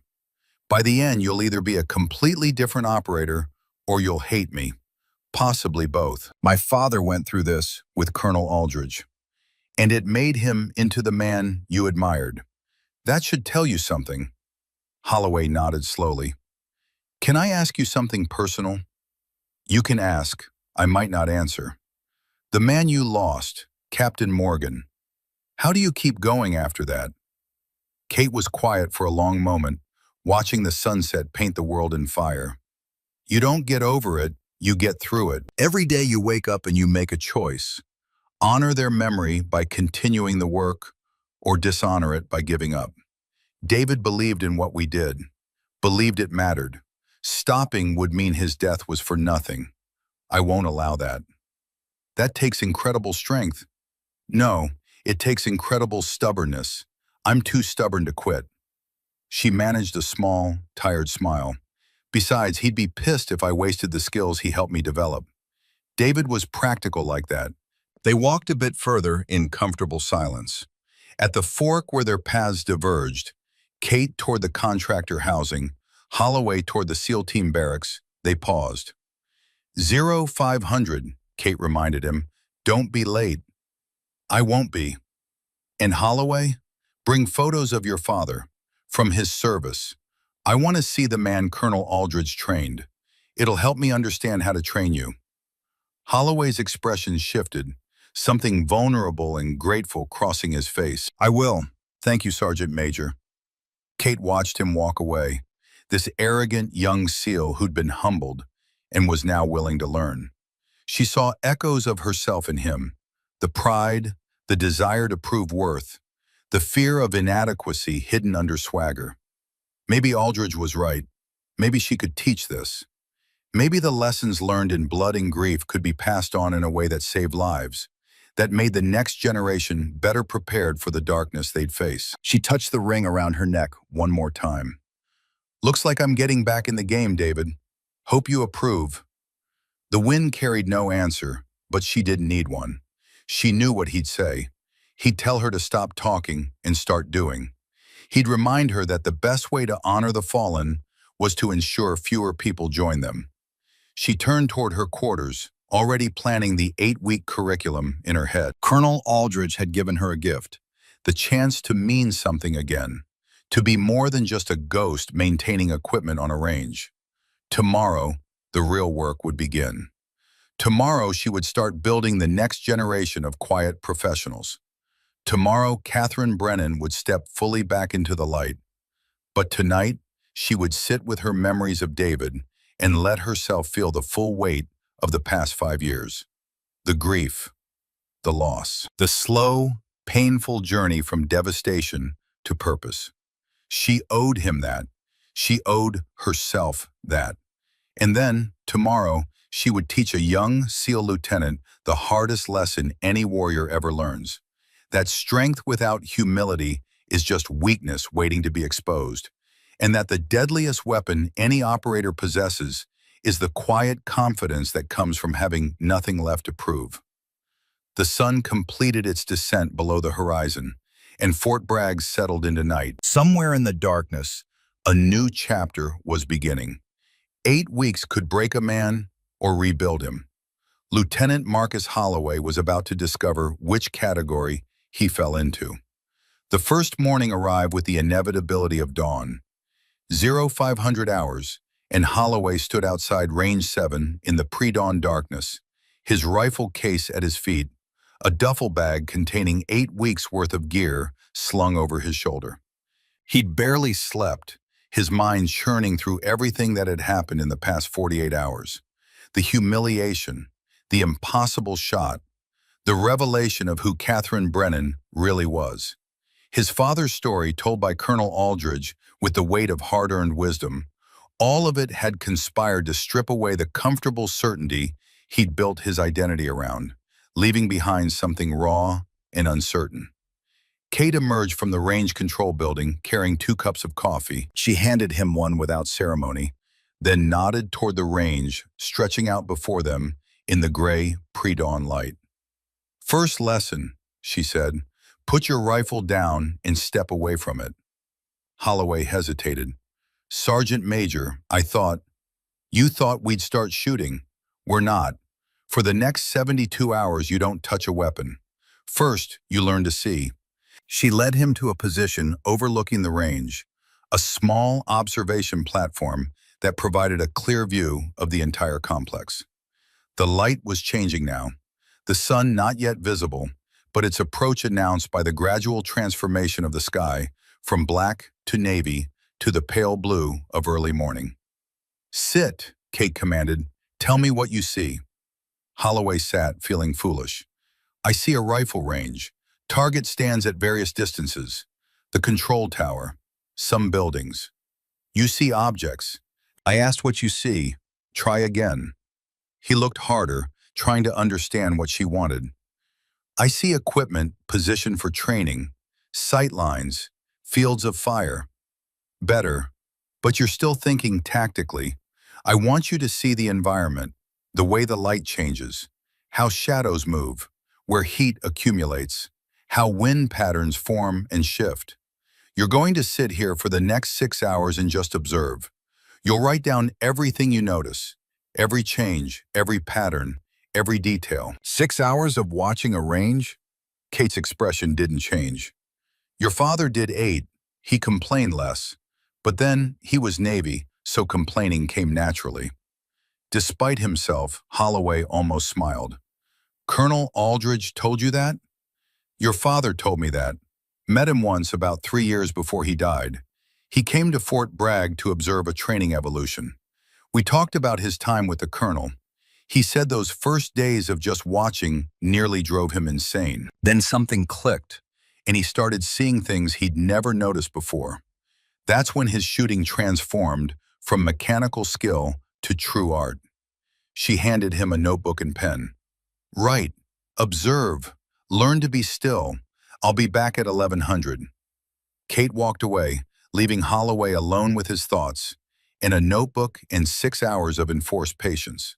He wanted to protest, to argue that this was a waste of time, that he needed to be shooting, practicing, improving his mechanics. But the memory of his father's journey, the parallel nature of this training, kept him silent. So he watched. At first it was torture. His mind wandered, his body fidgeted. He checked his watch every few minutes, convinced hours had passed when only minutes had ticked by. But gradually, reluctantly, he began to actually see. The way morning light hit the target stands at different angles depending on their position. How shadows created false readings on distance and depth. The patterns in which birds moved across the range, avoiding certain areas, congregating in others. The subtle shifts in wind direction marked by the movement of grass and dust. He wrote it all down, his observations growing more detailed as the hours passed.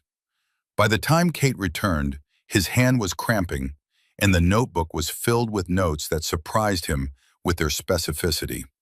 She reviewed his work in silence, flipping through pages with an expression that revealed nothing. Finally, she looked up.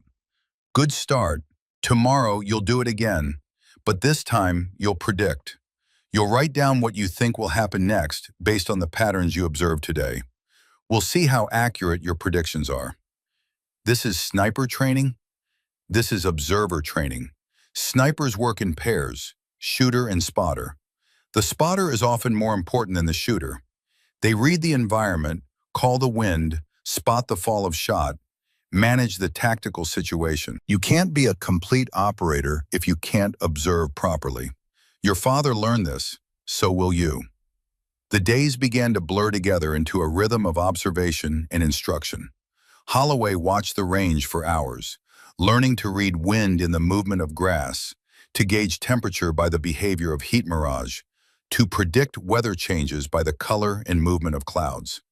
He learned that shooting was only 20% of precision marksmanship. The other 80% was reading the environment. On day 4, Kate finally let him touch his rifle, but not to shoot. Disassemble it, she instructed, completely, every component, then reassemble it. You have 30 minutes. Holloway had done this hundreds of times. He could break down and reassemble his weapon blindfolded. He finished in 12 minutes, confident and precise. Kate examined his work, then without warning, swept her arm across the table, scattering components across the concrete. Again, but this time I want you to understand each piece. Not just know its function, but understand why it's designed that way. What engineering problem it solves. What compromises were made in its creation. This rifle is a tool. You need to know it like a craftsman knows their tools. She scattered it 3 more times that day. Each time she asked different questions. Why this bolt design instead of another? Why free float the barrel?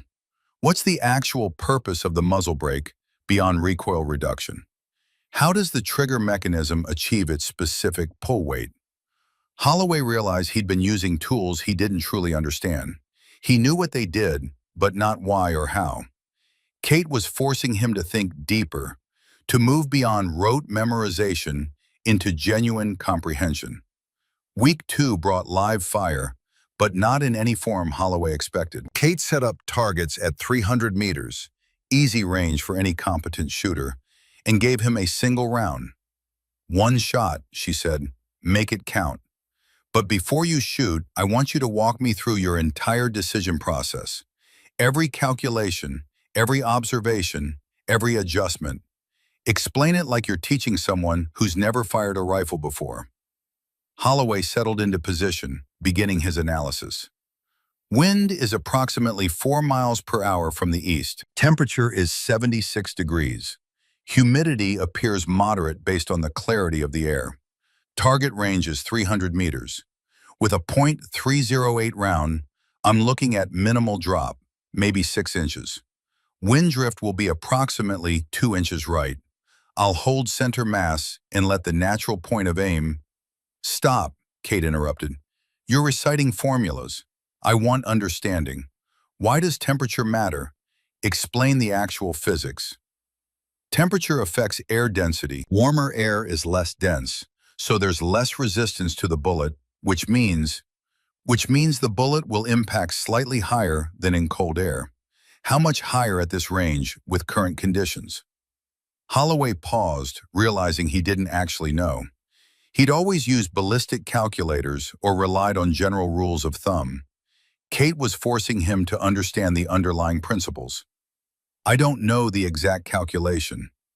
"Then figure it out. You have a calculator, the ballistic coefficient of your ammunition, and atmospheric data. Do the math." She made him work through it step by step, deriving the answer from first principles rather than relying on pre-programmed solutions. It took him 20 minutes to make the calculations he'd normally pull from an app in seconds. But when he finally pressed the trigger and the round hit exactly where he'd predicted, the satisfaction was different, deeper. He'd understood it, not just executed it. Every shot that week was the same process: slow, methodical, thoughtful. Kate refused to let him fire until he could articulate not just what he was doing, but why it worked and what could go wrong. She was building a foundation of understanding that went beyond muscle memory into genuine expertise.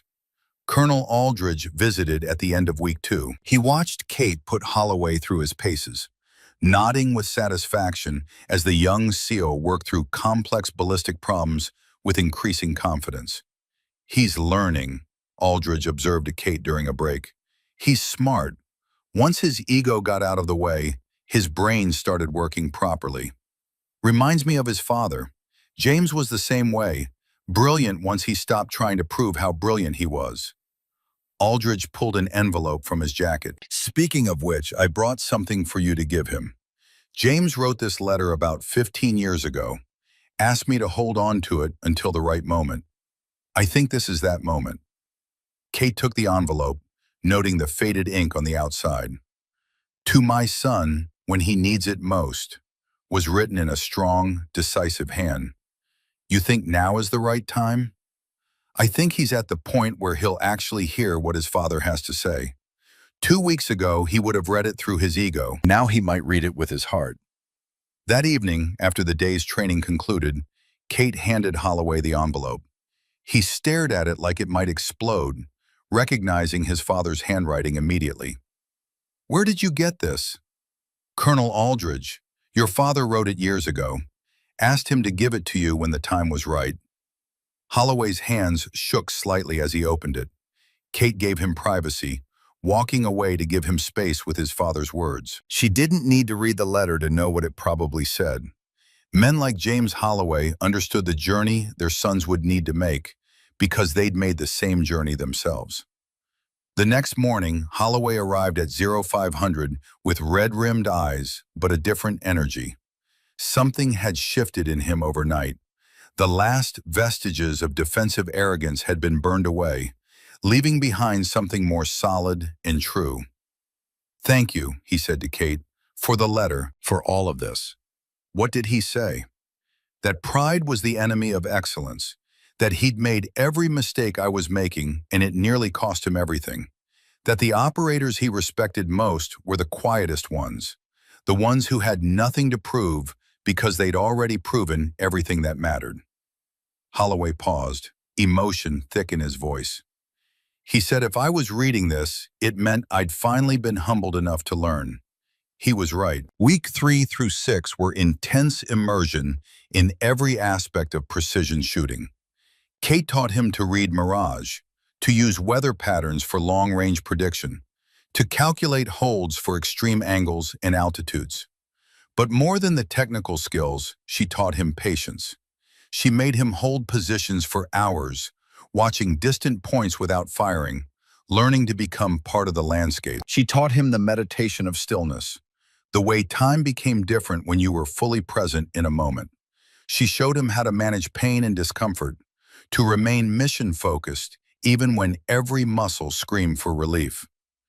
"Afghanistan, 2019, she told him one day as they lay side by side in shooting positions, observing a distant target neither was allowed to engage yet. "I held position for 14 hours. My team was compromised. David, Captain Morgan, was hit in the first exchange.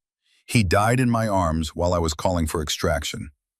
Holloway remained silent, knowing this story was a gift, an opening of wounds that had never fully healed. "I couldn't leave position. If I did, the rest of my team would die. So I stayed, held security, eliminated targets as they appeared, waited for help to arrive. Every minute felt like a year. Every second I wanted to quit, to run, to scream, but I stayed." How did you endure it? By making it small. Not 14 hours, just the next minute, then the next one after that. You can endure anything if you make it small enough. That's the secret to all of this. Reduce everything to the fundamentals. The next breath, the next observation, the next decision. String enough of those together, and you survive what seemed impossible. The lesson went deeper than shooting. Holloway was learning the mental discipline that separated true operators from technically skilled shooters. He was learning that the weapon between his ears was more important than the one in his hands. Week 7 brought live scenarios. Kate designed complex problems that required him to integrate everything he'd learned. Moving targets at unknown distances in variable conditions. Time-sensitive engagements with minimal information. Situations where the right answer was not to shoot at all. She pushed him hard, creating stress and pressure, watching how he responded. The old Holloway would have rushed, would have taken marginal shots to prove his capability. This new version paused, breathed, made careful assessments, and sometimes had the wisdom to acknowledge when a shot was beyond his current skill. "That's growth," Kate told him, after he'd declined a shot he couldn't make with certainty. "Knowing your limits isn't weakness, it's wisdom. The warriors who get people killed are the ones who don't know where their capability ends." On the final day of week 8, Kate set up a graduation exercise. One shot, 1,800 meters, wind gusting to 15 miles per hour, heat mirage creating significant distortion. The same distance she'd shot for the VIP demonstration, under worse conditions. "You've been training for 8 weeks, she said. "Your father trained for 8 weeks before Desert Storm. This is your final test. Not to prove you're perfect, but to demonstrate you understand the process. Make the shot or miss it, but show me you know what you're doing and why." Holloway took his time. He observed wind for 10 minutes, watching patterns, noting the inconsistencies. He calculated atmospheric effects using the principles Kate had drilled into him. He set up his position with meticulous care, checking and rechecking every variable. When he finally settled behind the rifle, his breathing was controlled, his mind clear. He wasn't thinking about proving himself or living up to his father's legacy. He was simply executing the fundamentals, stringing together all the small things he'd learned into one complete action. The shot broke clean, 1,800 meters away.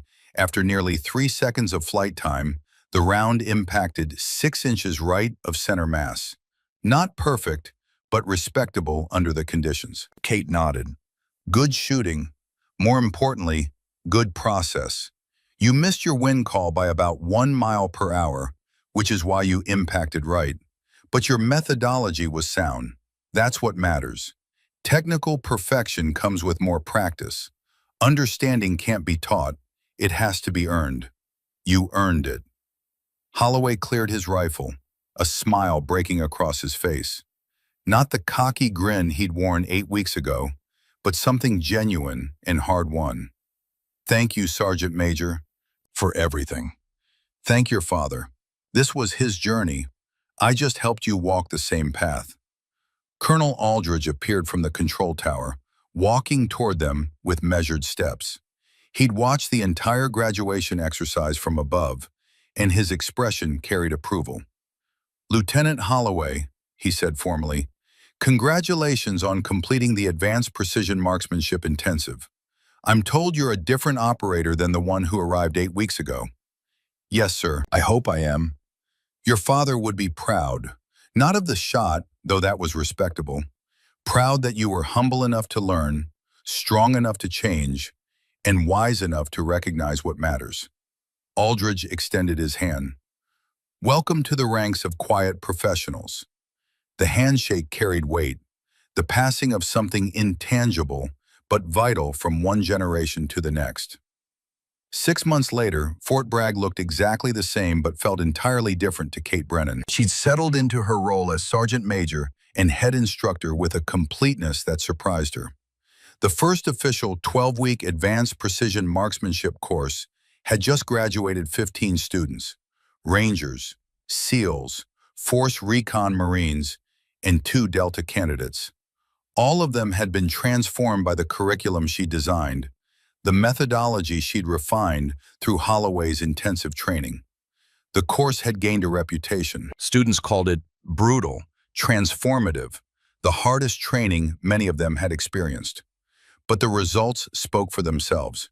Graduates were performing at levels that exceeded all previous benchmarks. More importantly, they were performing with humility and wisdom, understanding that skill without judgment was dangerous.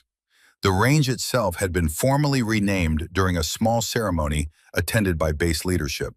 It was now called Brennan Range, with a brass plaque mounted at the entrance. Kate had protested the honor, but Aldridge had been insistent. Legacies matter, he'd told her. You're building something that will outlast both of us. It deserves to be acknowledged. The plaque was simple, elegant.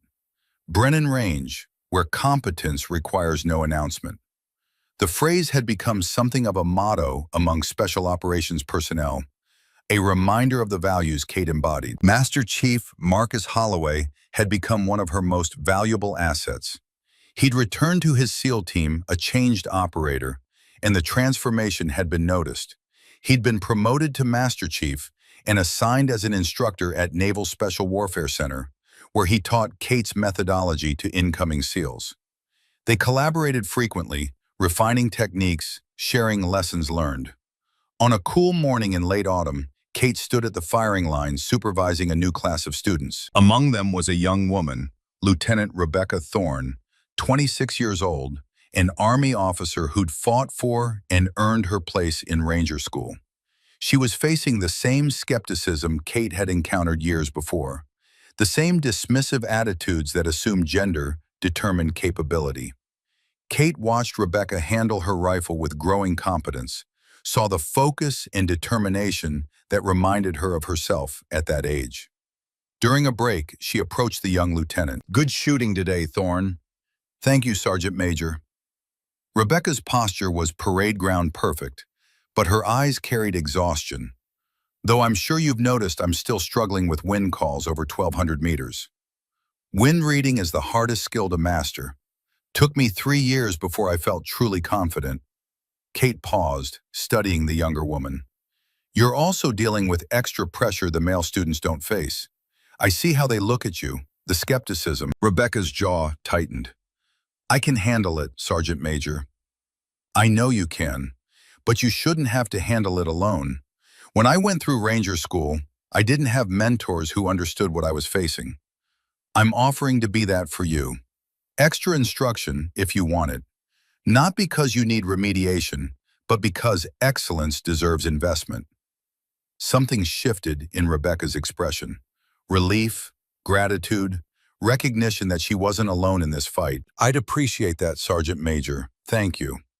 Over the following weeks, Kate worked with Rebecca in the early mornings before the regular class began. She taught not just shooting mechanics, but the mental resilience required to perform under scrutiny. How to let skepticism fuel focus rather than create doubt.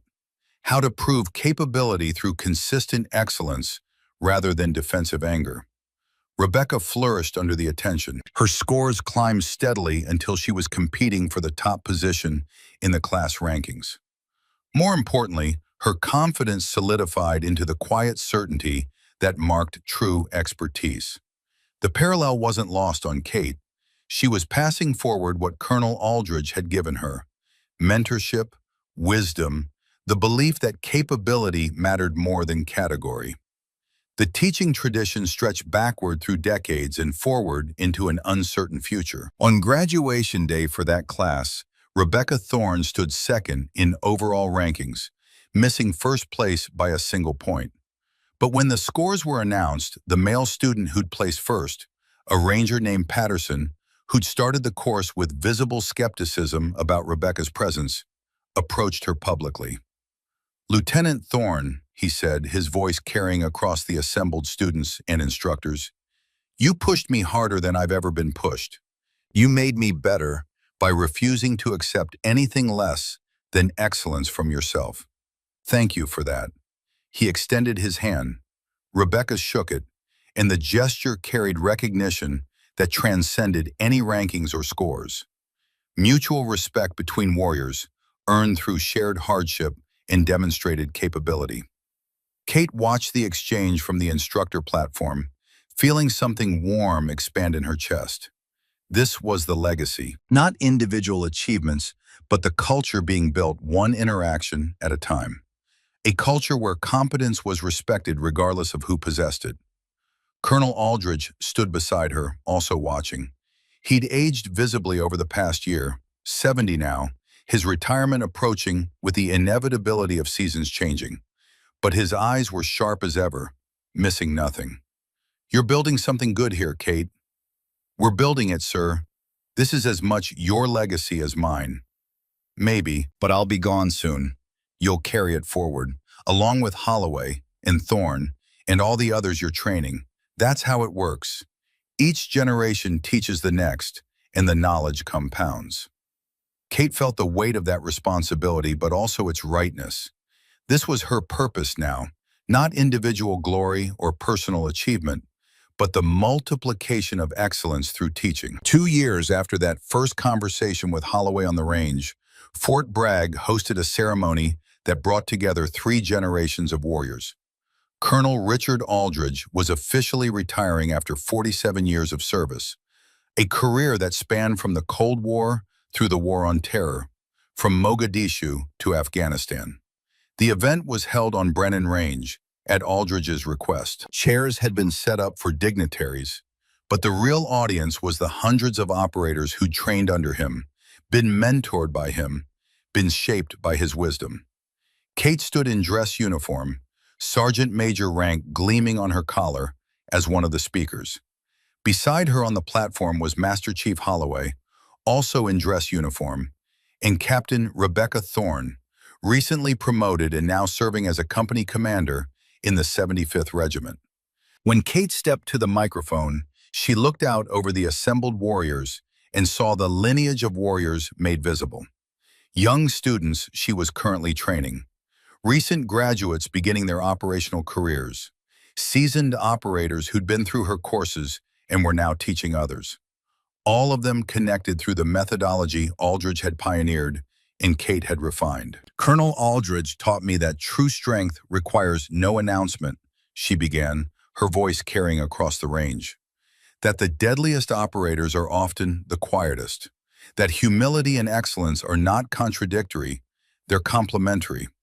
She paused, letting her gaze find Aldridge in the front row. He sat with perfect posture despite his age, his expression neutral, but his eyes warm with pride. He also taught me that our individual accomplishments matter less than what we pass forward.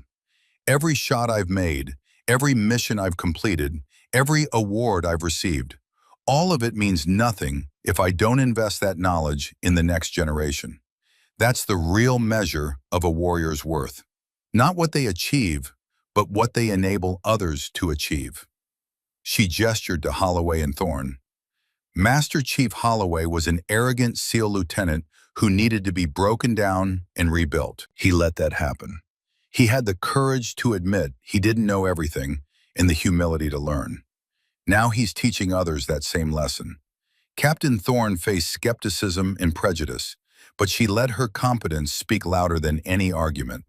Now she's commanding Rangers and showing them what excellence looks like, regardless of who embodies it. Kate's voice strengthened. This is Colonel Aldridge's legacy, not the missions he completed or the awards he earned, though those are substantial. His legacy is us. Everyone he trained, everyone we train, everyone they'll train in years to come. The legacy extending forward through time, making each generation more capable than the last. She looked directly at Aldridge. Sir, on behalf of every operator you've shaped, every life you've saved through the knowledge you shared, every warrior you've inspired to be better, thank you. We'll carry forward what you built. The applause was thunderous, but Aldridge seemed to barely hear it. His eyes were locked on Kate, and in that moment, something passed between them. The acknowledgement that the work would continue, that the legacy was secure, that he could rest knowing his life's effort had not been in vain.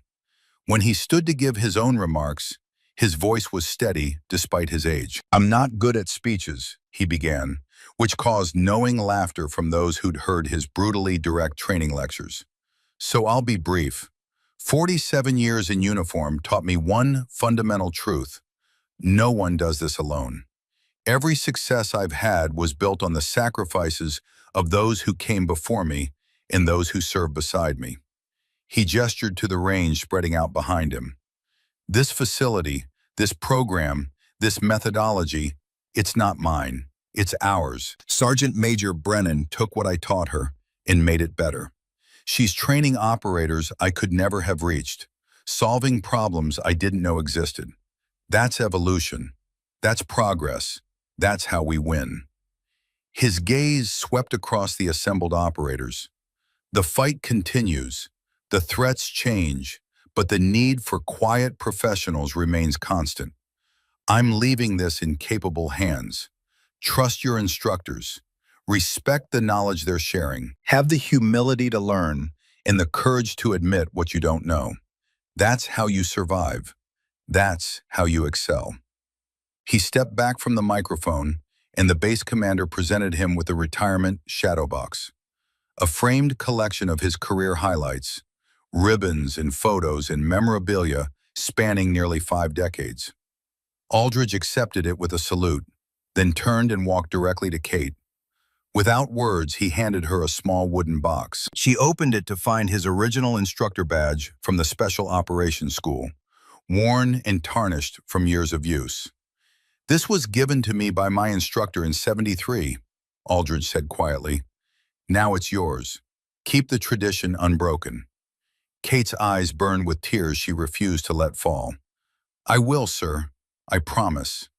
They embraced briefly, the gesture carrying the weight of years and shared understanding. Then Aldridge moved through the crowd, shaking hands, receiving thanks, slowly saying goodbye to the life he'd lived for nearly half a century.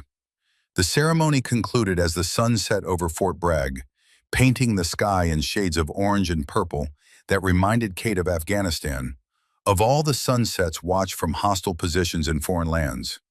The beauty and the danger always intertwined, impossible to separate. 3 years later, Kate stood in almost the same spot, but the context had shifted again. She was now overseeing the expansion of the Advanced Precision Marksmanship program to include satellite courses at bases across the country. Her methodology had been formally adopted by SOCOM as the standard for all precision rifle instruction. The program she'd built had grown beyond Fort Bragg to become a cornerstone of special operations training nationwide. Lieutenant Rebecca Thorne was now Major Thorne, serving as the deputy director of the program, helping manage the growing network of instructors and facilities. Master Chief Holloway had retired from active duty and joined as a senior civilian instructor, his expertise too valuable to lose when his military career ended. The three of them stood watching a new class go through qualifications, seeing the latest generation of operators demonstrate the skills and mindset that had become synonymous with Brennan Range graduates. Colonel Aldridge would be proud, Holloway observed. This has grown beyond anything we imagined 5 years ago. He knew, Kate replied. He told me once that good ideas grow if you plant them in fertile ground. We've been planting seeds for years. Now we're seeing the harvest. Rebecca checked her watch. We have the quarterly review with SOCOM leadership at 1400. They want to discuss expansion to 2 more bases. Kate nodded. The program's success had created demands she couldn't have imagined 5 years ago. Bases across the country were requesting the curriculum, sending their best instructors to be trained in the methodology. How many applicants for the next instructor course? Kate asked. 47. We can only take 12. Rebecca's expression showed the familiar frustration of success. Every special operations unit wants their people trained in the Brennan method. The Aldridge-Brennan method, Kate corrected quietly. He started this. I just kept it going. Holloway joined them, wiping sweat from a training session. The new SEAL class is sharp. That cocky lieutenant, he's already starting to see his blind spots. Give him 3 weeks. He'll be a different operator. Like someone else I know, Kate said with the ghost of a smile. Holloway laughed. Touché, Sergeant Major, though I maintain I wasn't that bad. You were worse, Rebecca and Kate said simultaneously, then shared a look of perfect understanding.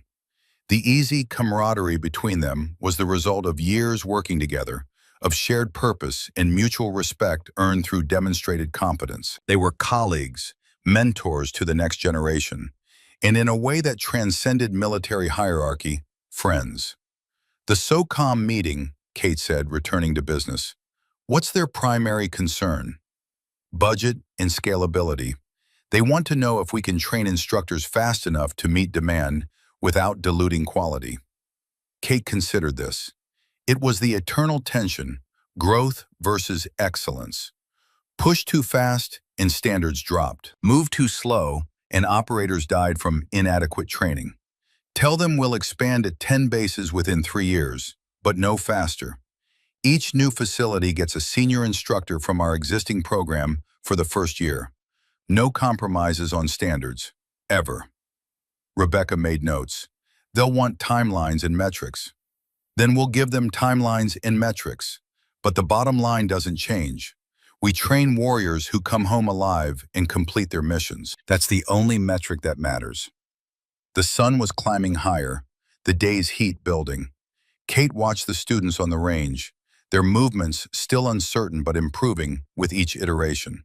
Learning, growing, becoming. This was the work. Not glamorous, not headline-grabbing, but essential. Every student who graduated carried knowledge forward into dark places. Every lesson taught was a potential life saved. Colonel Aldridge used to say that teaching was the highest form of service, Kate said quietly. That operators who fought and died had given their lives once, but operators who taught gave their knowledge 1,000 times over, saving lives they'd never meet. Sounds like something he'd say, Holloway agreed. He was right, too. The operators I've trained at Naval Special Warfare, they're out there right now, using what I taught them, what you taught me, what the colonel taught both of us. The knowledge multiplies. Kate touched the instructor badge in her pocket, the one Aldridge had given her. The metal was warm from her body heat, worn smooth from years of handling. She carried it everywhere, a physical reminder of the promise she'd made. Keep the tradition unbroken. She was keeping that promise. 5 years after Colonel Aldridge's retirement, Kate received word that he'd passed away. Heart failure, peaceful, in his sleep at age 74. He lived long enough to see the program he'd started flourish beyond anything he'd imagined, but not long enough to see how far it would ultimately reach. The funeral was held at Arlington National Cemetery with full military honors. The attendance was staggering. Hundreds of operators whose lives he'd touched, whose careers he'd shaped, whose understanding of what it meant to be a warrior had been fundamentally altered by his teaching. Kate stood in dress uniform, her face composed but her heart breaking. Beside her stood Holloway and Rebecca Thorne, and dozens of other graduates who'd become instructors themselves. The lineage of warriors made visible in human form. When it came time for personal remembrances, Kate stepped forward. She looked at the flag-draped casket and felt the full weight of everything Aldridge had given her. "Colonel Aldridge taught me how to shoot," she began, her voice steady despite the emotion beneath. "But more importantly, he taught me how to think, how to see, how to understand that excellence and humility aren't contradictory, they're inseparable." She paused, gathering herself. "After I lost David, after my world fell apart, the colonel could have let me disappear into grief. Instead, he gave me purpose. He showed me that the best way to honor the fallen is to serve the living, to pass forward what we've learned so that others might survive what killed those we loved." Her eyes swept across the assembled mourners. "He's gone now, but what he built, what we're all part of, continues. Every operator trained in his methodology carries his legacy. Every life saved by their skill is his victory. Every generation that learns from us extends his influence forward through time." Kate's voice strengthened with conviction. "This isn't an ending. It's a continuation. We carry forward what he started. We teach what he taught us. We maintain the standard he established. That's how we honor him. Not with grief, but with excellence. Not with words, but with action." She saluted the casket, holding the gesture as tears finally broke free and tracked down her face. The assembled operators saluted with her, hundreds of hands raised in final tribute to a man who'd shaped them all. The burial detail fired their volleys, the sharp cracks echoing across Arlington. A bugler played taps, the mournful notes carrying across the endless rows of white headstones. The flag was folded with geometric precision and presented to Aldridge's widow, who accepted it with the dignified grief of someone who'd known this day would come and had prepared as best anyone could. After the ceremony, as people began to disperse, Kate stood alone by the grave. She reached into her pocket and pulled out the instructor badge Aldridge had given her years before. For a moment, she considered leaving it with him, a gesture of respect and finality. But no, he'd given it to her to keep the tradition unbroken, to pass forward when her time came. She returned it to her pocket and instead placed her hand on the temporary marker that would eventually be replaced with a permanent headstone. "Thank you, sir," she whispered, "for everything. I'll keep the promise. I'll maintain the standard. Rest easy." The wind carried her words away across the cemetery, across the thousands of warriors buried there, across the decades and the distance between who she'd been and who she'd become.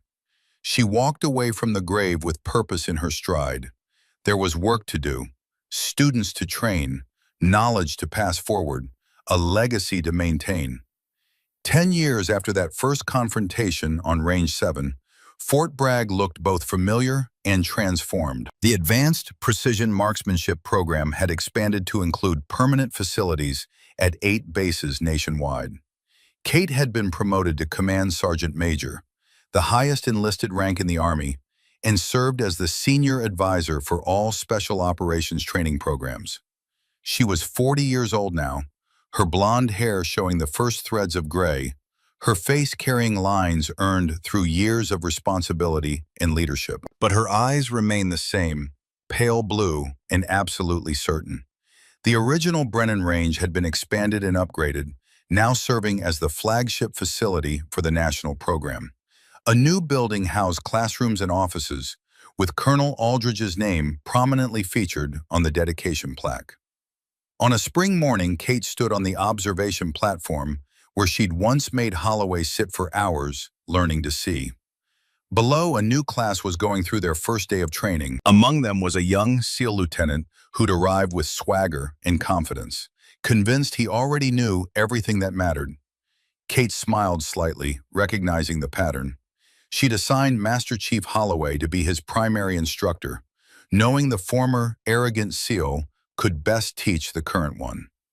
Rebecca Thorne, now Lieutenant Colonel Thorne, approached carrying 2 cups of coffee. She handed one to Kate and stood beside her, also watching the new students. "Think this one will learn?" Rebecca asked, nodding toward the cocky SEAL. "They all learn eventually. Some just need harder lessons than others. Holloway seems to enjoy teaching the arrogant ones, because he knows exactly what they're feeling and exactly what they need to hear. He's been there. That makes him the perfect instructor for that type." They stood in comfortable silence, sipping coffee, watching the eternal cycle of students arriving confident and leaving humble but competent. "Colonel Aldridge would be proud of all this," Rebecca said finally. "The program, the expansion, the impact we're having. He knew it would grow. He planted seeds in fertile ground, then trusted us to tend them." Kate paused, then added quietly, "I miss him, miss his wisdom, miss having someone who understood the full arc of this work. You have us now, different perspective but the same commitment." Kate nodded, feeling the truth of that. The tradition continued, each generation teaching the next, the knowledge compounding, the legacy expanding. That was the real victory, not individual achievement, but sustained excellence passed forward through time. A young female ranger candidate was struggling with her rifle setup, and Kate watched as one of her assistant instructors, a graduate from 3 years prior, patiently showed her the proper technique. The instructor had once been in that exact position, struggling and uncertain, and now she was teaching others. The multiplication of knowledge, the compounding of excellence, the tradition unbroken. That evening, after the day's training concluded, Kate stood alone on the range as the sun set. She touched the ring she still wore on a chain around her neck, feeling the familiar weight of memory and love. "I'm still here, David," she whispered to the gathering darkness. "Still fighting, still serving, still making it count." The wind carried no answer, but she didn't need one. She knew what he'd say. He'd tell her she was doing good work. He'd remind her that legacy matters more than glory. He'd urge her to keep teaching, keep building, keep maintaining the standard. She turned and walked toward the headquarters building, but paused at the entrance. From here, she could see the entire complex, the expanded ranges, the new training facilities, the Aldridge Memorial Building where young operators studied ballistics and wind reading, and the mental discipline that separated professionals from pretenders. Lights were coming on across the base as evening settled. In the barracks, students were cleaning weapons and reviewing the day's lessons. In the instructor quarters, Holloway and Rebecca and a dozen others were planning tomorrow's training, refining techniques, discussing how to reach that one struggling student. The work continued, always. Kate's phone buzzed, a text from a number she didn't recognize. "SGM Brennan, just completed my first solo mission as team leader. 12 successful engagements, 0 casualties. Everything I learned on your range. Thank you for saving my life before I needed saving. CPT Alvarez, 2021 graduate." She read it twice, feeling the weight of those words. This was why. This was the purpose. Not awards or promotions or recognition, but messages like this. Lives saved, missions completed, warriors coming home. She typed back, "You saved your own life by being willing to learn. Pass it forward. KB." The phone went back in her pocket. She looked up at the darkening sky, at the first stars appearing. David had loved this time of day, that transition between light and dark. the moment when the world paused before night took hold. "We did good work today," she whispered to him, to the memory, to the promise she'd kept for 12 years. "Same again tomorrow." The wind carried her words away, and with them, the last of the day's wait. Tomorrow would bring new students, new challenges, new opportunities to pass forward what Aldridge had given her, what David had died believing in. The mission continued because it had to. The legacy endured because warriors like Kate refused to let it fade. The silent professionals carried on because someone had to teach the next generation how to survive the darkness. Catherine Brennan, Command Sergeant Major, United States Army, walked into the headquarters building. Above the door, a brass plaque caught the last light of day. Brennan Range, where competence requires no announcement. And beneath it, newer, smaller, dedicated to the memory of Colonel Richard T. Aldridge, who taught us that the deadliest warriors are the quietest, and that true strength never needs to announce itself. The door closed behind her. The range settled into night. And somewhere, on 100 ranges across the country, instructors trained in her methodology were teaching the next shot, the next lesson, the next warrior who would carry the knowledge forward into an uncertain future. The tradition remained unbroken.